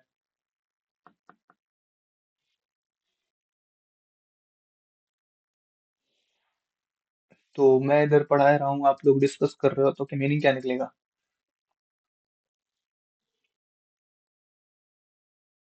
अच्छा। नहीं तो आप लोग ऐसा कोई इंस्ट्रूमेंट यूज करो, बहुत सारे टेक्नोलॉजीज के इंस्ट्रूमेंट है जिससे आपके काम हो सकते हैं, मस्ट नहीं है क्या हैंड फ्री पे ही काम करो। चलो ठीक है, कोई नहीं। हम्म, आगे बढ़ते हैं हम लोग जो डिस्कस कर रहे थे।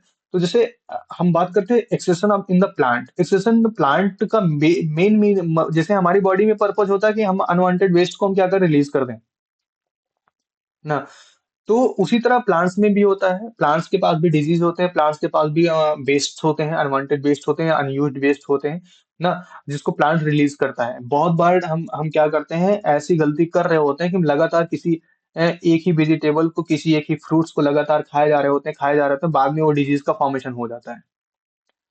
ये भी बहुत बहुत बड़ा रीजन है कि बहुत सारे लोगों को पर्टिकुलर अपनी चॉइस, जैसे कि मान लो किसी को एप्पल पसंद है तो वो सारे फ्रूट्स में सिर्फ एप्पल ही खाता है पूरा लाइफ, जब बचपन से लेके हमेशा जब भी प्रेफर करेगा एप्पल खाएगा, अदर फ्रूट्स को यूज ही नहीं करेगा। अब उसमें प्रॉब्लम क्या होती है कि एप्पल में भी डिजीजेस होते हैं।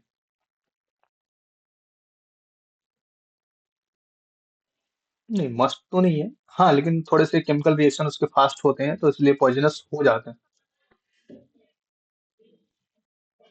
नहीं, ऐसा नहीं होता है कि डेथ हो जाती है। रीजन क्या है कि थोड़ा सा रिएक्टिव ज्यादा है, तो रिएक्शन होने के चांसेस होते हैं, फूड पॉइजनिंग के चांसेस हो जाते हैं। तो कोशिश किया जाता है कि उसको निकाल दिया जाए ना। तो लेकिन इतना वो भी नहीं है, इतना स्ट्रांग पॉइजन भी नहीं जनरेट करता कि इंसान की डेथ हो जाए, बट कभी कभी हो जाती है। रीजन क्या, फूड पॉइजन जब होता है या बॉडी में अंदर कोई केमिकल रिएक्शन हो रहा था, केमिकल रिएक्शन में प्रॉब्लम ये होती है कि रिएक्शंस जो होते हैं उससे क्या, कौन सा केमिकल फॉर्म हो गया, और हमारी बॉडी में भी बहुत सारे केमिकल रिलीज हो रहे होते हैं, उनका रिफॉर्मेशन क्या हो गया, रीसेपरेशन क्या हो गया, उससे खतरा हो जाता है। रीजन क्या है कि जैसे कि अब सीड्स के जाने पे कोई रिएक्शन हुआ, तो कोई ना कोई केमिकल फॉर्मेशन क्रिएट करेगा। हम उसके बाद मैंने किसी अदर फूड को अपनी बॉडी में एंटर किया, तो उसमें कोई और फॉर्मेशन रिलीज होता, कोई और एसिड रिलीज हुआ, तो मल्टीपल रिएक्शन हो जाते हैं वहां पे। और कभी कभी क्या था, पॉइजनस केमिकल बन जाता है वो, तब हमारे लिए हार्मफुल होता है। तो ऐसा नॉर्मली हार्मफुल नहीं हो जाता सारी चीजें। तो मैं एक एग्जांपल बता रहा था, जैसे मान लो हम एप्पल यूज करते हैं, एप्पल ही खा रहे हैं, एप्पल के अपने पर्टिकुलर डिजीज होते हैं। सपोज दैट बहुत से लोग ऐसे होते, हमने हमने भी देखा है, आप लोग भी जानते हो, जिनको पर्टिकुलर कोई सिंगल फ्रूट्स ही पसंद आते हैं, बाकी और कोई फ्रूट्स यूज ही नहीं करते हैं ना। नहीं, मल्टीपल खाने, हम सिंगल की बात नहीं कर रहे, मल्टीपल खाने वाले तो ठीक है, सिंगल खाने वाले की बात है जो सिर्फ वही खाते हैं ना। उनके लिए प्रॉब्लम्स क्या है कि जैसे कि उसमें, बोलो।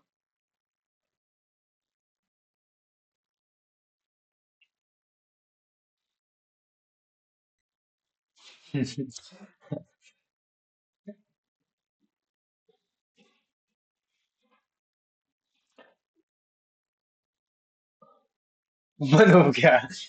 देखो, एप्पल में एक क्या बोलते हैं, ग्लूकोज की मात्रा ज्यादा होती है, उसमें एसिड भी रिलीज होता है, तो थोड़ा सा डाइजेस्टिव भी अच्छा होता है, और ग्लूकोज की मात्रा ज्यादा होने की वजह से हमारी बॉडी में ग्लूकोज भी ज्यादा हो जाता है। बट मैं जो बताने चल रहा हूँ, मेरा बताने का प्रोसेस ये है कि जो हमारे अनवांटेड वेस्ट होते हैं, अगर हम उनको अगर प्रॉपर टाइम पे रिलीज नहीं करते, तो हमको डिजीज का फॉर्म कर देते हैं।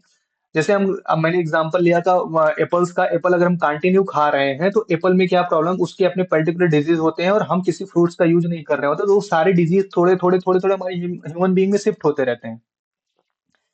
लेकिन क्या है, हमारी बॉडी में बहुत सारे केमिकल्स ऐसे हैं जो प्लांट्स प्लांट्स के जर्म्स को खत्म कर देते हैं, डेड कर देते हैं। बट जब लगातार आप उसी को repeat and repeat and repeat, कब तक कोई क्या हो जाता है, हैबिचुअल हो जाएगी हमारी बॉडी। अब हैबिचुअल हो जाएगी, तो क्या उन जम्स को मारना छोड़ देगी। अब जम्स को जब डेड करना छोड़ देगी, तो हमारी बॉडी क्या होती है, एक किसी पर्टिकुलर एक नए डिजीज का फॉर्मेशन कर देती है। समझ में आया? तो इसलिए पर्टिकुलर किसी पॉइंट को नहीं खाना चाहिए, किसी एक ही चीज को हमेशा प्रेफर नहीं करना चाहिए, सब खाना चाहिए थोड़ा थोड़ा। हाँ, इससे क्या होता है कि ना कि हमारी बॉडी में जो केमिकल्स जम्स को मार रहे होते हैं, जम्स को खत्म कर रहे होते हैं, वो बार बार चेंज होते रहेंगे, बार बार अलग अलग सेक्रेशन के हिसाब से फॉर्म होते रहेंगे, तो वो हमारी बॉडी के लिए काफी अच्छा रहता है। तो बात करते हैं एक्सेशन इन द प्लांट में। एक्सेशन इन द प्लांट में क्या था? अदर वेस्ट में be stored in the leaf. जो अदर वेस्ट होते हैं कहाँ पे स्टोर होते हैं? लीफ में होते हैं, bark etc, which fall off from the plant, जो कि कहाँ थे? प्लांट से गिर जाते हैं। Plants excrete some waste into the soil around them. और प्लांट्स क्या करता है? अपने कुछ वेस्ट को कहाँ भेज देता है? मिट्टी की तरफ भेज देता है। जैसे जम्स हो गया, रेसिन्स हो गया, इन इन ओल्ड जाइलम, ये क्या होता है? पुराने जाइलम में पड़े रह जाते हैं। सम मेटाबॉलिक वेस्ट इन द, एक ओल्ड जाइलम समझ में आया कि नहीं समझ में आया? ये ओल्ड जाइलम वही जो हम हमारा प्लांट जैसे जैसे बढ़ता जाता है उसका आउटर सरफेस देखो सूखता जाता है ना। तो जो आउटर सरफेस होता है ना उसमें जम्स एंड रेजिन्स रेजिन्स भरे होते हैं, तो ऐसा नहीं होता है वो। समझ में आ रही कि नहीं बात है? जो प्लांट्स का आउटर सरफेस होता है उसमें जर्म्स एंड रेजिन्स रेजिन्स भरे हुए होते हैं, वो क्या करता है? प्लांट्स बॉडी उनको वहां पे बाहर निकाल के फेंक चुका होता है। Some metabolic waste in the form of the crystals of the calcium oxalate in the leave of the colocasia and the stem of the जेमिकन। ठीक है, तो ये आपके 4 पॉइंट्स हैं जो एक्सप्रेशन ऑफ द प्लांट के बारे में डिस्कस होने हैं। क्लियर? तो अब नेक्स्ट पॉइंट हमारा क्या है? Nutrition in the plant and animal, इसको हम कल डिस्कस करेंगे। ठीक है, आई थिंक जहां तक हमारी जान